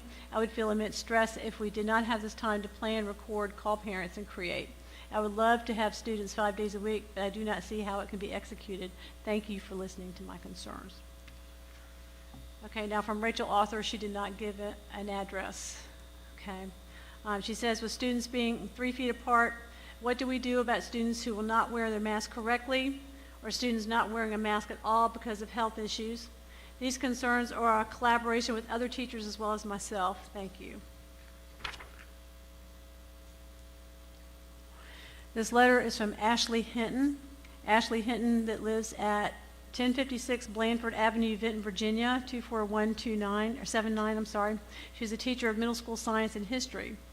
I am emailing you in regards to the proposal of changing the middle school schedule. I would love for the students to be back in school full-time 5 days a week. I feel many students would benefit from this since we do not see a lot of activity from them on virtual days. However, I am concerned about how planning and tutoring would be achieved. Currently, I spend a majority of my daily planning period making videos for the next day's lessons, and this time I am normally only able to finish one class period's video for one lesson. I do my other classes' videos after school. If I do not have videos for that lesson, then I am calling parents of students who are struggling, which is more than half of my students. Grading and making any last-minute changes to the next day's lessons. I use Friday's planning time to finish any grading or parent communication I was not able to complete during the week. I also take attendance for virtual students, and I have students come in for tutoring. This has been really beneficial to students who do not have the time or do not have the support at home, and to those who are falling behind. I try to get as many students to come in on this day as I can. In between these tutoring sessions, I'm preparing my Canvas modules for the next week. Preparing modules for the next week contains a great deal of work since Virtual Virginia is too advanced for my classes. I create all of my own lessons because of this. In a traditional setting, creating lessons for the week and gathering the materials needed for these lessons would normally take a few hours, but when creating lessons on Canvas, it takes much longer due to formatting. I do enjoy having Canvas because it stores everything for students in one place, but it requires a lot of time to prepare. Any work that I was not able to finish on Friday is done at home. I spend a majority of Sunday finishing lessons on Canvas. I also spend close to 2 hours every weeknight after putting my girls to bed to create lessons, grade, and plan for the next week. I'm only trying to paint a picture of what our schedules currently look like, and I am concerned about how it will look when we no longer have that day to complete a lot of our planning. I'm also concerned that the students who are already behind will not have that day for tutoring and will get farther behind. I want our students to be back in the school as much as possible, but also want to be able to give them my all, and I'm concerned that this will be difficult to accomplish without the virtual Friday. Sincerely, Ashley N. Hinton. Okay, this one is from Marcia Burton, 842 Dominion Lane, Salem, Virginia, 24153. She's a teacher of middle school math. Dear Mrs. Crenshaw, I would like nothing more than to have our students back 5 days a week. We have seen that many students do not participate in virtual learning days, nor do many of them keep up with their online assignments. I am concerned, however, that if we were to return to 5 days a week, teachers would continue to be required to plan online Canvas instruction for virtual students or students absent or quarantining, yet this would be without the Friday planning time. My daily planning time is spent trying to find somewhere to go. Students stay in the classroom and teachers teach and move and move about on our carts. During my planning time, the students are in the classroom with another teacher. I often go to the middle school computer lab with several other teachers for my planning time, but one, it is difficult to make phone calls and not possible to create videos in the lab, and two, we rarely have had access to the lab since the beginning of December due to testing needs. So sometimes I go to the library, sometimes I go to an empty conference room where I can only access the internet from my Chromebook if I have it with me. This means Fridays are essential for planning Canvas lessons, making videos, making phone calls, and doing all the other required work that we do, such as maintaining virtual attendance, grading, and other housekeeping. Virtual Virginia lessons are lacking on the middle school level. They often come without videos and just contain pages of written directions for solving math problems. There are often glitches or mistakes in the question banks which prevent them from being good tools for testing. I have to find or create almost all the videos that instruct students, arrange it in a thoughtful way, create practice sets, quizzes, etc. In a normal year, this would take a few hours. In Canvas, this takes literally days. I spend Friday working on 6th grade plans and Sunday working on 7th grade plans. Even if I was in my own classroom each day for planning, there would not be enough time to create all the supplemental online instruction needed to provide a quality education to our students. I would love for students to return to school, but I feel it's not feasible if we have to continue to maintain Canvas or virtual instruction. It says, sincerely from the library, Student Computers, Marcia Burton. This letter is from Rebecca Craighead, who teaches in the middle school. Hi, Mrs. Crenshaw. I hope you're doing well. I'm writing out of concern for my 23 virtual students plus 2 part-time virtual students and how they will be affected by the proposed schedule change. These students are split between 3 different mathematics classes. One is Math 7, one is Math 8, and one is Advanced Math 7. Although I'm very much in agreement with the need for a 5-day week for our traditional students, I do not know how I will physically have the time to prepare lessons, grade, and remediate my virtual students without the 2 hours I have been spending working vigorously on Friday mornings, creating virtual content and videos before I make parent contacts, virtual student contacts, virtual tutoring, and in-person tutoring for the remainder of the afternoon. Virtual Virginia middle school math material is not developmentally appropriate for middle school students, and I only use it as supplementary available notes. Occasionally, I use an activity created by Virtual Virginia. I'm also facilitating a 7th grade writing class, and preparation and teaching the students takes time. On weekends, I spend several hours helping my son complete his virtual lessons. He is in 10th grade at Glenver High School and was failing for the first time in his school career due to seeing his teachers only once a week. I also have been helping on weekends with my elderly dad, who just had surgery to remove a cancerous tumor on his kidney. Of course, I also have a 6-year-old at home, and nobody in the house, including her, is happy about me parenting from behind my laptop all weekend. As you can tell, although I love teaching in Craig County and helping the students here excel in math, I'm feeling quite overwhelmed at the moment. I appreciate you reading this and welcome any advice. Rebecca Craighead. This letter is from Sherry Good. My name is Sherry Good. I live at 5340 Plantation Road, Roanoke, Virginia 24019. I teach world history and U.S. government at Craig County High School, middle school. I want to applaud Mrs. Warwick and the board for making the decision to bring the high school students back to school 4 days a week. As a high school teacher, it has been a challenge to provide adequate instruction to students who are here just 2 days a week. I also appreciate having Friday continue as a virtual day for CCHS students. This will allow us to continue to remediate those students who are in need of extra help. While I agree that it is important for the middle school students to be in the building 5 days a week, I feel that this will take away from the planning and remediation that the middle school teachers desperately need. CCMS teachers have been using virtual Fridays to prepare and plan modules, record videos, and work with students both in person and virtually. A 5-day school week for CCMS students will take this valuable time away from CCMS teachers. There are several teachers, myself included, who teach both middle and high school classes. A 5-day school week for CCMS reduces our availability even more to plan or remediate students in need at both levels. Thank you, Sherry Good. This letter is from Cynthia Sweeney. Dear Mrs. Crenshaw, my name is Cynthia Sweeney. My address is 129 Kanawha Street, Newcastle, Virginia 24127, and I am the English 7-8 teacher at Craig County Middle School. It has come to my attention that the proposal for the Craig County Middle School effective February 16, 2021 is to have in-person students begin attending school 5 days per week, and Mrs. Steinling will be in charge of the 25 students who are 100% virtual and work with the classroom teachers to maintain continuity of learning. I do have a couple of concerns based on this proposal as listed below. 1, will teachers at CCMS be responsible for creating content in Canvas for the students who are 100% virtual? If we are still responsible for creating content for these students, when are we supposed to find time to complete it? 2, at CCMS, we get one planning period of 55 minutes each day. During my planning period, I grade assignments, email virtual students, call and email parents, and plan out what I will be doing for the next week of school. I rely on Fridays to build my modules in Canvas for the following week after I have planned it out.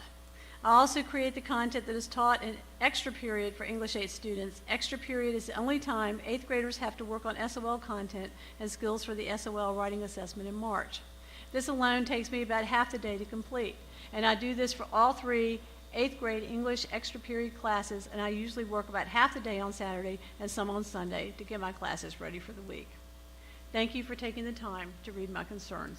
Cynthia Sweeney. Okay, and this is the last one, and this is from Fred Moeller. He did not give me an address. It says, making lesson plans using Virtual Virginia is not an easy task. It takes at least half a day to set up the week's lessons, finding supplemental information, videos, and recording videos. I like the program, but it is a long process. Planning periods are for grading, calling parents, making copies, etc. I have been teaching middle school for 25 years, and I have not spent weekends doing schoolwork. If the work can't be done within the school week, then you're asking too much. This was sent from his iPhone. And there we have it.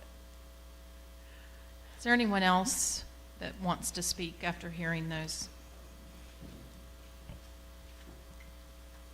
Okay. That does answer our question. Yes, okay, great.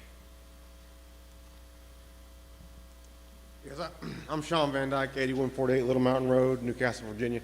I feel like we've heard a lot of concerns for teachers, but I don't feel like we've heard a lot from parents. So I have a 14-year-old in middle school, and let's talk about him for a minute. Prior to COVID-19, he was an AB student, okay? Now he's struggling. I think he's probably failing 2 classes since we've done Virtual Friday. Sorry, I'll log this. Since we've done Virtual Friday and before it was all virtual, okay? One of those classes that he's failing is Spanish, right? So I'm teacher on Virtual Friday, right? I'm fortunate enough to have a job where I can work from home and work with him while he's doing his work on Fridays. And guess what I don't know? Spanish, okay? The calendar's in Spanish. So I can't even read the calendar or the schedule to tell him what it is that he needs to do. So I have to take his word for it that he's doing what he's supposed to, right? And he's struggling in that class. We've worked with him. He's busted his butt to try to get him on par. And during the time that we've worked with him to get on par for Spanish, he started falling behind on another class, okay? So in my opinion as a parent, my son needs that extra time in school to learn these subjects, and he's not learning them at home on his own, right? Because he's a middle school. That's why it's middle school, right? Because they're in the middle. They don't have the executive functions that a high schooler would have, which I understand, you know, maybe trying to work them into it a little bit as a high schooler, because, you know, when you get to college, there's a lot of virtual work done in college, so that's a nice little transition, right? But middle schoolers, they don't have that executive function. They don't have it yet, okay? So let's go back to my job. I'm fortunate enough to work from home, so on Fridays, I'm trying to do my work while he's over here trying to do his work. He'll come to me with questions, and I'll try to work with him as best I can. But a lot of times, because I can't pick what my busy days are, right? A lot of times that's Friday. The whole day will go by, and I'll look over and realize he's been watching TV the whole time. And I'll be like, Sean, did you do your work, right? He'll either say, no, he did, or no, he didn't, or yes, he did, and I'll look at his calendar, which I don't understand, right? So he's falling behind on his work. As of Monday, February 8th, because I work for the United States Army, okay, so the United States Army decided, hey, I think we've kind of gotten past this COVID-19 thing. Maybe it's not as scary a thing. Maybe we've got a grasp on it. So as of Monday, I got to go back to the office, okay? So that option that I had to work from home with my son and help him with his work, like that ship sailed, that's passed, okay? So now I have two options. Either I take him to my office with me, right? That's not going to make people very happy to have my son in my office with me. Or I have to leave him at home by himself, okay? That's fine for high schoolers. That's not fine for a 13, 14-year-old child to be left unattended that long. And we had some issues back in early 2020 where that's what we were doing, was leaving him home. And it didn't work out, right? Because he doesn't have, a middle schooler doesn't have that maturity level to stay at home 8, 9 hours a day while mom and dad are off of work, right? And expect them to do their homework while they're there, because I can tell you what he's going to do. He's going to play video games and watch TV the whole time. And then we're going to come home and try to struggle to get through his homework, right, after we've worked all day long and, you know, it's late and we're trying to get through it. Or we're going to have to do it on Saturday and Sunday, right? So as a parent, right, I believe that it's important for the parent to try to get the children going back to school 5 days a week. And it's important for that child, because there's a lot of kids being left home by themselves, right? And in my opinion, it might just be me, middle schoolers aren't left home by themselves. They're not at that point yet in their life. And then the first lady that spoke, sorry, I don't remember what your name is, and she said some things that's probably very true, which I actually found to be pretty alarming. When you're talking about children who, or high schoolers, middle schoolers who would normally be going to school 5 days a week, are now have jobs, right, and are working jobs and are part of society. Well, Mr. Foster spoke at the beginning of the meeting about the difference between salaries of a high school graduate and a non-high school graduate, right? So when you afford high school students, middle school students the time to go get these jobs, right, and be part of society, now they're starting to make a little bit of money. And minimum wage to a high schooler, I don't know, what is it, like $8 an hour, right? That's a lot of money to that high schooler, right? So now I'm making $8 an hour. What do I need to go to school for? Right? Because they don't know how to look towards the future at what is the difference between my pay salary when I'm 30 years old if I didn't graduate high school, right? And same thing with middle school. And we talked about, she talked about childcare. Older middle school and high school students are left home with the younger kids, right? They're their childcare, may even be their teacher, right? Well, if I can't teach my own son, how's a 13, 14, or even 12-year-old going to teach their siblings, right?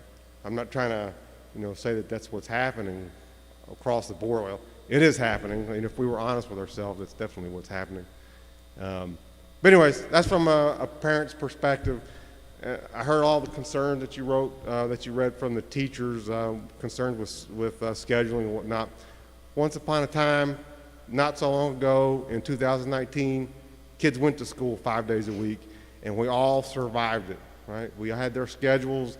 We figured out how to do it, right? Mr. Van Dyke has figured out how to be teacher on Fridays and do his regular job, right? I figured it out.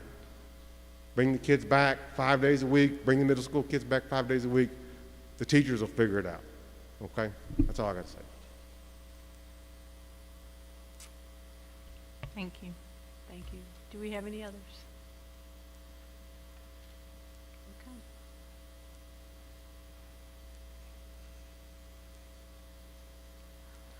Okay, on to new business. 8.1, we have resolution, School Board Clerk Appreciation Week. Are we going to circle back around to this issue? Do you want to? Well, I mean, I think we need some direction We do. from. Could we have somebody possibly address, either you or Mr. Foster, some of the concerns of the teachers as far as which responsibilities they'll be taken off of it, for instance, in the middle school versus which they may still be retaining?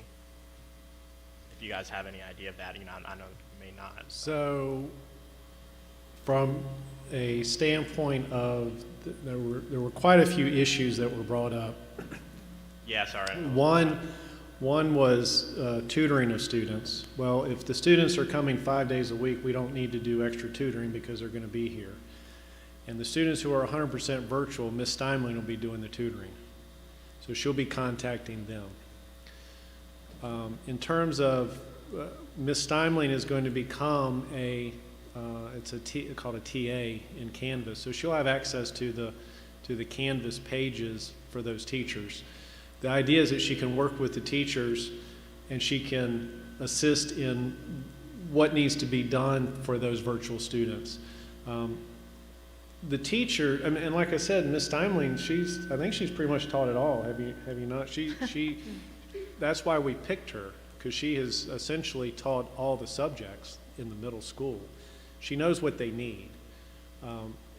If there's specific things that she needs to get from a teacher, she can get that. She can help the teacher with those things. That's why we picked her. That's why we did that. And so, really, a lot of this is going to get offloaded onto Ms. Steinlein in terms of the virtual students. The teachers will be working with their students that are in class. There's still the planning, and that goes into Canvas, but that's planning. We've all done planning. My first year of teaching, all my mentored teachers told me Sunday afternoon is for planning and grading papers. That's the way we did things. Like Mr. Van Dyke said, we will get through this. But we have picked Ms. Steinlein in order to assist the teachers and to help them and to offload as much as we can from them so that she's working directly with the students who are virtual, and the teachers will not have to do that anymore. So that's But the the idea. planning will still be, the teachers will still have to do They their still planning. do their planning, they still do things, but if there's specific things that a virtual student needs, Ms. Steinlein can work with those teachers to make sure that stuff is available for those students. Right. So it's going to become a partnership. And on the planning piece, I know we had discussed like continuing to do this going forward in case Yes. we can run into another incident. So I gathered from that even once we're back 100% virtual, the administration will still be expecting teachers to use Canvas. Is that correct? Yes. Okay, so the Canvas piece in there, I guess, is really, even if we're back 100%, they're still going to be using it. So that's just okay. Yes. And I don't want to necessarily put Ms. Van Dyke on the spot, but McCleary teachers, our students have gone back 5 days a week. Of course, something's hit just about every Friday since we said kids were coming back 5 days at McCleary. And the expectation has been that they continue to plan in virtual Virginia for students that are on quarantine. And I don't know if you want to speak to this, Ms. Van Dyke, but your teachers are doing this. And they do not have Fridays anymore. My teachers are doing this, and they're doing a fabulous job. I do realize, and I've talked to several of them, that it does take a lot longer. But they want the kids back, and they're okay with that, and they're also relieved for the fact of next year. You know, it kind of gives them relief that they'll have it ready for next year. So they understand that it's going to take a lot more time right now, but that's something that they've got to do, and I'm very, very proud of them, and they're doing it. They're doing a great job. So it can be done, and they're doing it, and I feel like it's working. Thank you.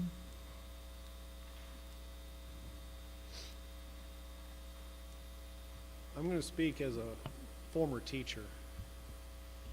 And when you get up into the middle school and high school level, planning's different. But it's very content specific. And middle and high school teachers, while they have very difficult classes to plan for. It's one subject. I taught chemistry.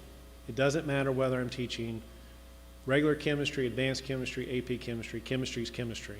Now, the planning is slightly different, but it's one subject that I have to think about.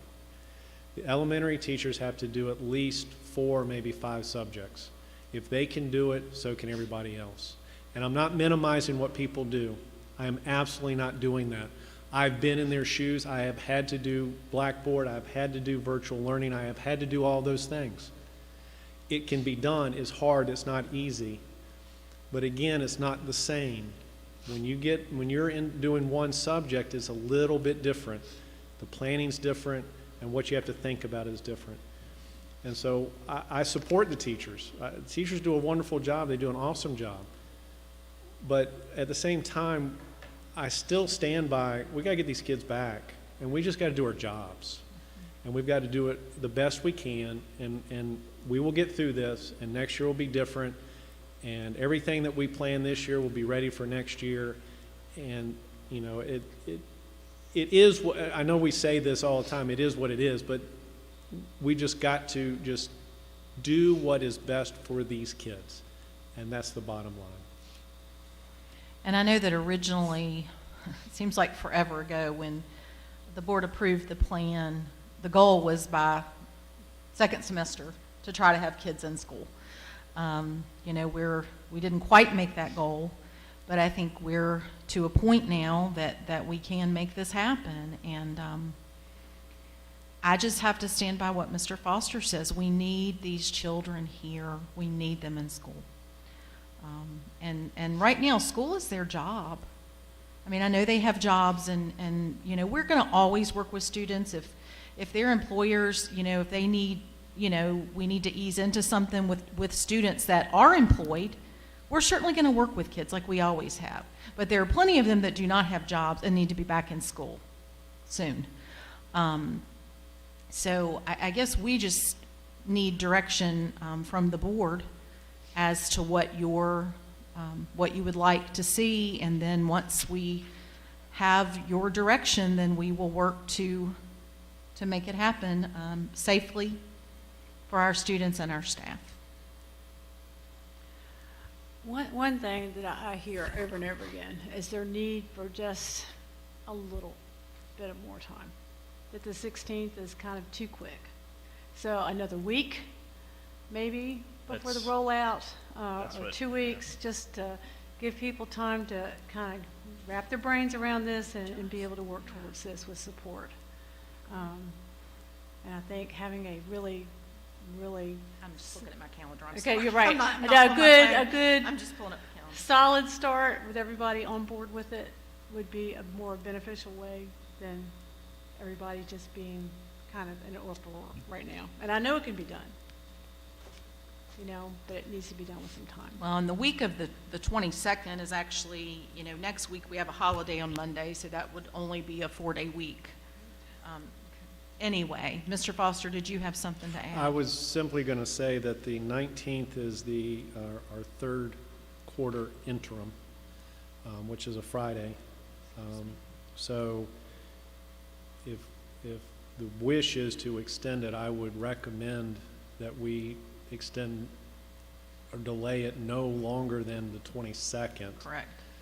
That gets us through the quarter, the midpoint of the quarter, and then we can start on the 22nd with this new plan of 5 days for middle school and 4 days for the high school. And do you see it like necessary for them to be constantly, if they're not going to be using the Canvas for their primary instruction for a while there, do they need to be creating and uploading the videos constantly if they're not using it? So I'll let Jerry come up too, because she's kind of, you've been down this road a little bit. So here I go back to McCleary because we kind of already are paving the way. But what McCleary is doing is they're doing their lesson plans on there, just their regular lesson plans. As far as the instruction, the big piece of that is to be 5 days a week in the classroom. So when the need comes up, say virtual or whatever, they're able to input as they need to. So ideally, it shouldn't take as long as if they're not doing, they shouldn't have to be doing those instructional pieces for virtual students because that's what Ms. Simling is going to do and be part of. So those pieces, however, you know, these overachievers that we've got want to continue to do that so they don't have to worry about putting pieces in. So a lot of them are continuing to do it on their own. Hopefully I didn't confuse you guys any more than that. Any other questions that I can maybe help So- with that? So really, it's listening to the middle school, most of the middle school teachers' concern is actually having to put those pieces in Right. for that last minute virtual day, Yes. correct? Right. So why don't we just not have last minute virtual days and we go back like we have been doing? And I mean, they can do their lesson plans on Canvas and stuff, but go back to snow days like we've been doing for years. I think the issue, the concerns, at least the way that I heard them, was that they had not heard the whole plan, and so they didn't understand what we were separating out. So in their minds, they were still working with the virtual students, or they were still having to prepare lessons for the virtual students. And that's not what we're talking about. And again, when we're talking about a snow day, I'm not talking about having to, it doesn't have to be a complete, like a video of you doing your work. It could be a simple, do something just to give continuity of learning. So to put something into Canvas at the last minute, to me, that's no different than we walk in, okay, we have walked in and we have said, we're going home early because of this, and what are teachers doing? They're scrambling to get work to send home to the kids. There's no difference. We've done that, we do that all the time.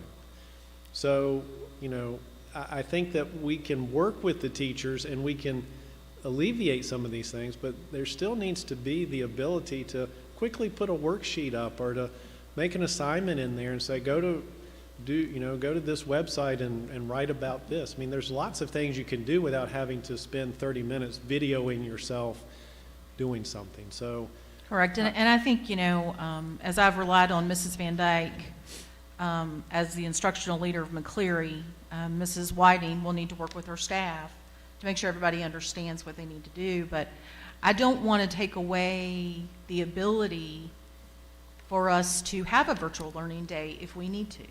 Am I going to take every snow day and they're never going to have fun? No.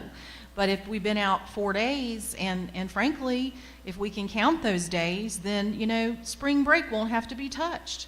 But if we have a really bad winter and every day's a snow day, well, guess what? You may lose your spring break. I mean, because we have to have the hours. Well, you have to have the caveats, right, that you have to be able to provide food. You couldn't do. Yes, if the food weather's really bad. and there can't be any power outages. But the other issue is we have a number of students quarantined right now at McCleary. And they are in-person students, obviously. So they're able to go on and to do their work while they're on quarantine. So it's a couple of issues with making sure that Canvas is available. But the depth to which the lessons need to go, that's going to be something that Mrs. Whiting will need to work with her staff about, just as Mrs. Van Dyke has done. On the middle school, is this going to be mandatory if they bring back that they have to wear their mask at all times? If you bring them all back? Because I'm hearing this in these letters. I'm right. hearing this concern, and I'm hearing Mr. Plays is concerned, they're not quite ready for this. But then, once they come back, will they continue to have to wear their mask at all times?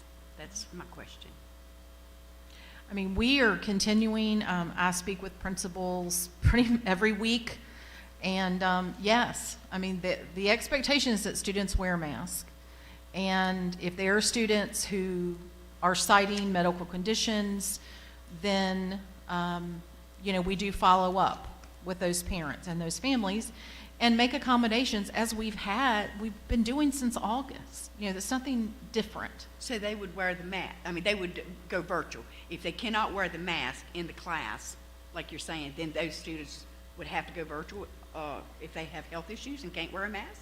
No, How's that we're gonna still work? making accommodations for students with health concerns. So they wouldn't have to go 100% virtual if they're citing a health concern, right, yeah. But my question, again, is you have a whole room full of students, you've got one student without a mask. How's that gonna work? It's working in elementary for a while. Correct.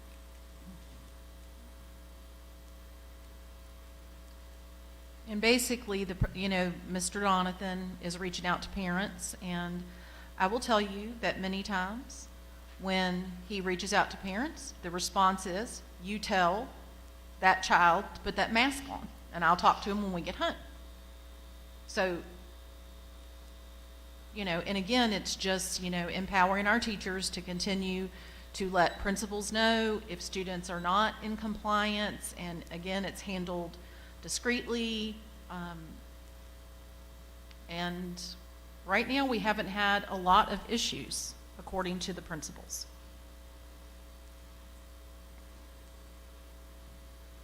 Well, for me personally, as a board member that has been elected to do what's best for our students, and I can't sit up here and see those grades. It's almost nauseating to see how bad they are performing.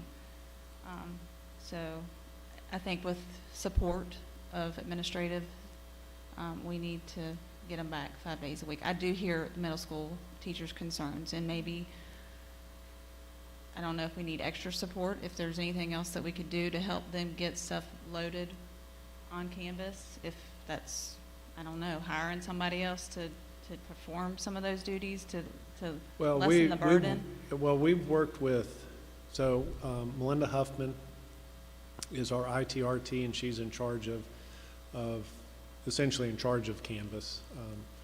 So she has been available to work with the teachers. I think that once we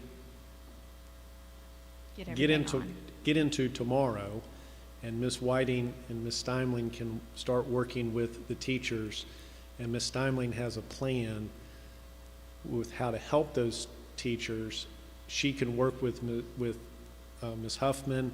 There's lots of things that we can do. Again, the reason that we chose Ms. Steimling is because she can do the job, and she can essentially become virtual Virginia for our middle school teachers. And so I think a lot of the concerns are going to go away once we get into it. It's that fear factor, it's that I don't know what's going to, but we've got somebody that's ready to do this and knows what they're doing. And so I think those things will be alleviated very quickly and going forward. How long are their planning periods? Do they get, is there a way to adjust planning periods? No. Because there's 6 subjects. 50 minutes, Yeah. 55 minutes. So maybe blocking middle school down the road would be beneficial. I'm not thinking long-term. I know that's a whole nother thing, but to have that more planning time too. Well, and I stopped myself in a principal's meeting and said, it's the middle of February almost. And before you know it, it's going to be June. So this, I'm believing, is going to be temporary. We've got to get through the rest of this school year and then know at that point how things will change for next year. So that's been the message. We've all it's been tough on everybody, but I believe there's light at the end of the tunnel at this point. And just continuing to support the teachers, support our students, and support our parents, because our kids, and we don't know about summer yet. I'll be bringing that to you at the next meeting about what that may look like for summer remediation. But just knowing what we know, our kids we need them. We need them here. this is me as a parent, and you know, I got one son's in middle school, and he has struggled to do them also with, even as his mom's a teacher, he's struggled virtually on Fridays. So I think he needs, I mean, he's gonna be able to come, you know, some Fridays, but he's still virtual. So I think, I agree with, we need to be back in person. And I know it's hard. I watch my wife bust her tail 7 days a week, including Saturday and Sunday working. It ain't just a couple hours of it's a lot of darn planning. It ain't just a couple hours. So it is tough, but as far as the students go, they need to be back here. But I'm just letting you know, it's not just a couple hours of planning like extra. It's a lot. It sure is. I agree. We need to bring them back. It is so important that we get these students back in here. But I also hear what these teachers are saying, give us some time. So you're saying Yeah. the longest time we can give them is the 20, what? 22nd. 22nd of February.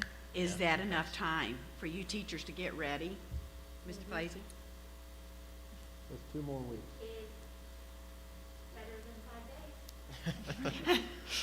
It's 2 I heard weeks. you. And I think what Mr. Foster was saying is that Friday is the midpoint. So it would be a logical time to bring them back. And certainly we will work with Mrs. Whiting as we have with Mrs. Van Dyke to give all the support that we can give on our end. So I guess, do we need a motion to approve this plan beginning February 22nd? Yeah, entertain one. A motion to approve this plan to begin February 22nd? I'll make a motion to approve this plan. Okay, do I hear a second? I'll second. Okay, Ms. Bain, please poll the board. Ms. Powers? Yes. Mr. Foster? Yes. Mr. Balasad? Yes. Ms. Smith? Yes. And Ms. Crenshaw? Yes. I've had a request for just a very brief, just a 5-minute recess. Yes. Okay. Okay. So we're just going to take 5 minutes.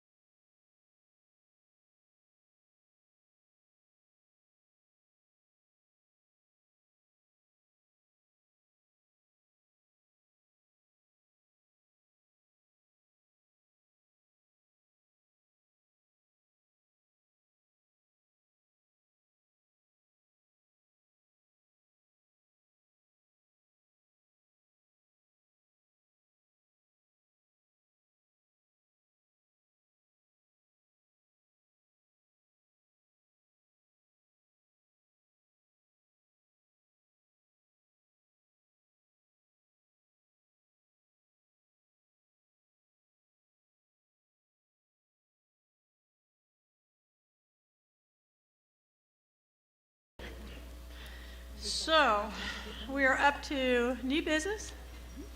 Okay, we have resolution, School Board Clerk Appreciation Week. Yes, ma'am. We have a resolution that we're asking the board to approve tonight, declaring the week of February 15th through 19th, 2021, as Virginia School Board Association School Board Clerk Appreciation Week. And we greatly appreciate the work of Sonia Switzer, our clerk of the board, and Diana Bain, our deputy clerk of the board, and just want to publicly thank you all for the work that you do. So we would just like a motion to approve the resolution. Do I hear a motion to approve February 15th through 19th, 2021 as School Board Clerk Appreciation Week?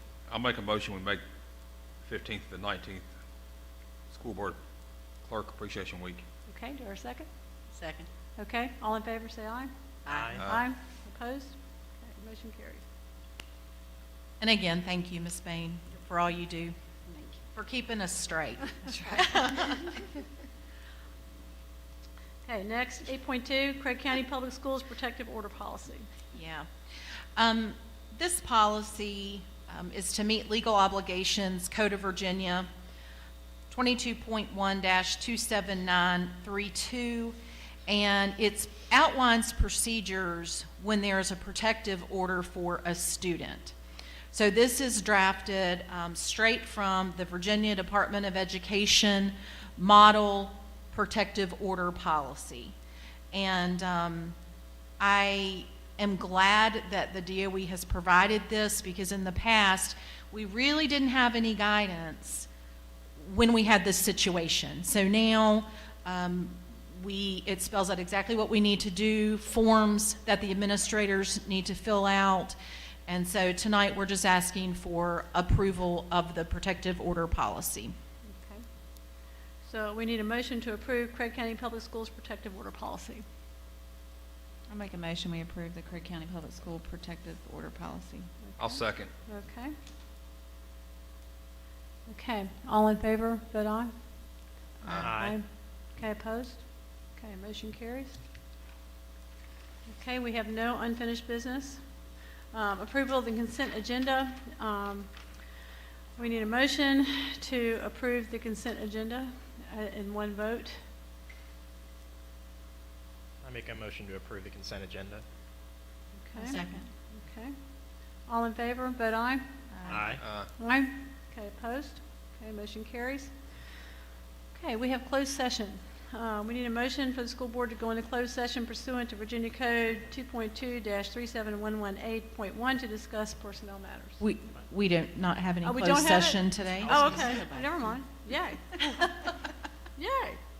Well, boom. Okay. Well, that takes care of verification of matters discussed in closed session and actions resulting from closed session. Okay. Board comments and information.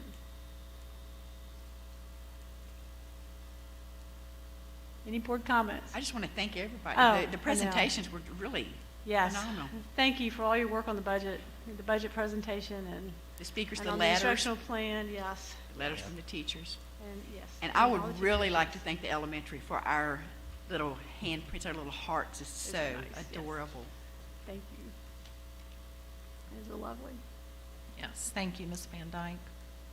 Okay. And tomorrow, I think, we're meeting with supervisors on the budget, so you all hold us in some space for that. Yeah, tomorrow we're having a chair, vice chair meeting between our chairs and vice chair and the Board of Supervisors chair and vice chair. Typically in the past, we've held the meetings with just myself and Ms. Duncan and the county administrator. But this year I have asked that our chairs be part of that meeting, because I think it's important for both board chairs to have some conversation around the budget. So we will have that in the morning. Yay. Okay. If we have no further business, this meeting is adjourned.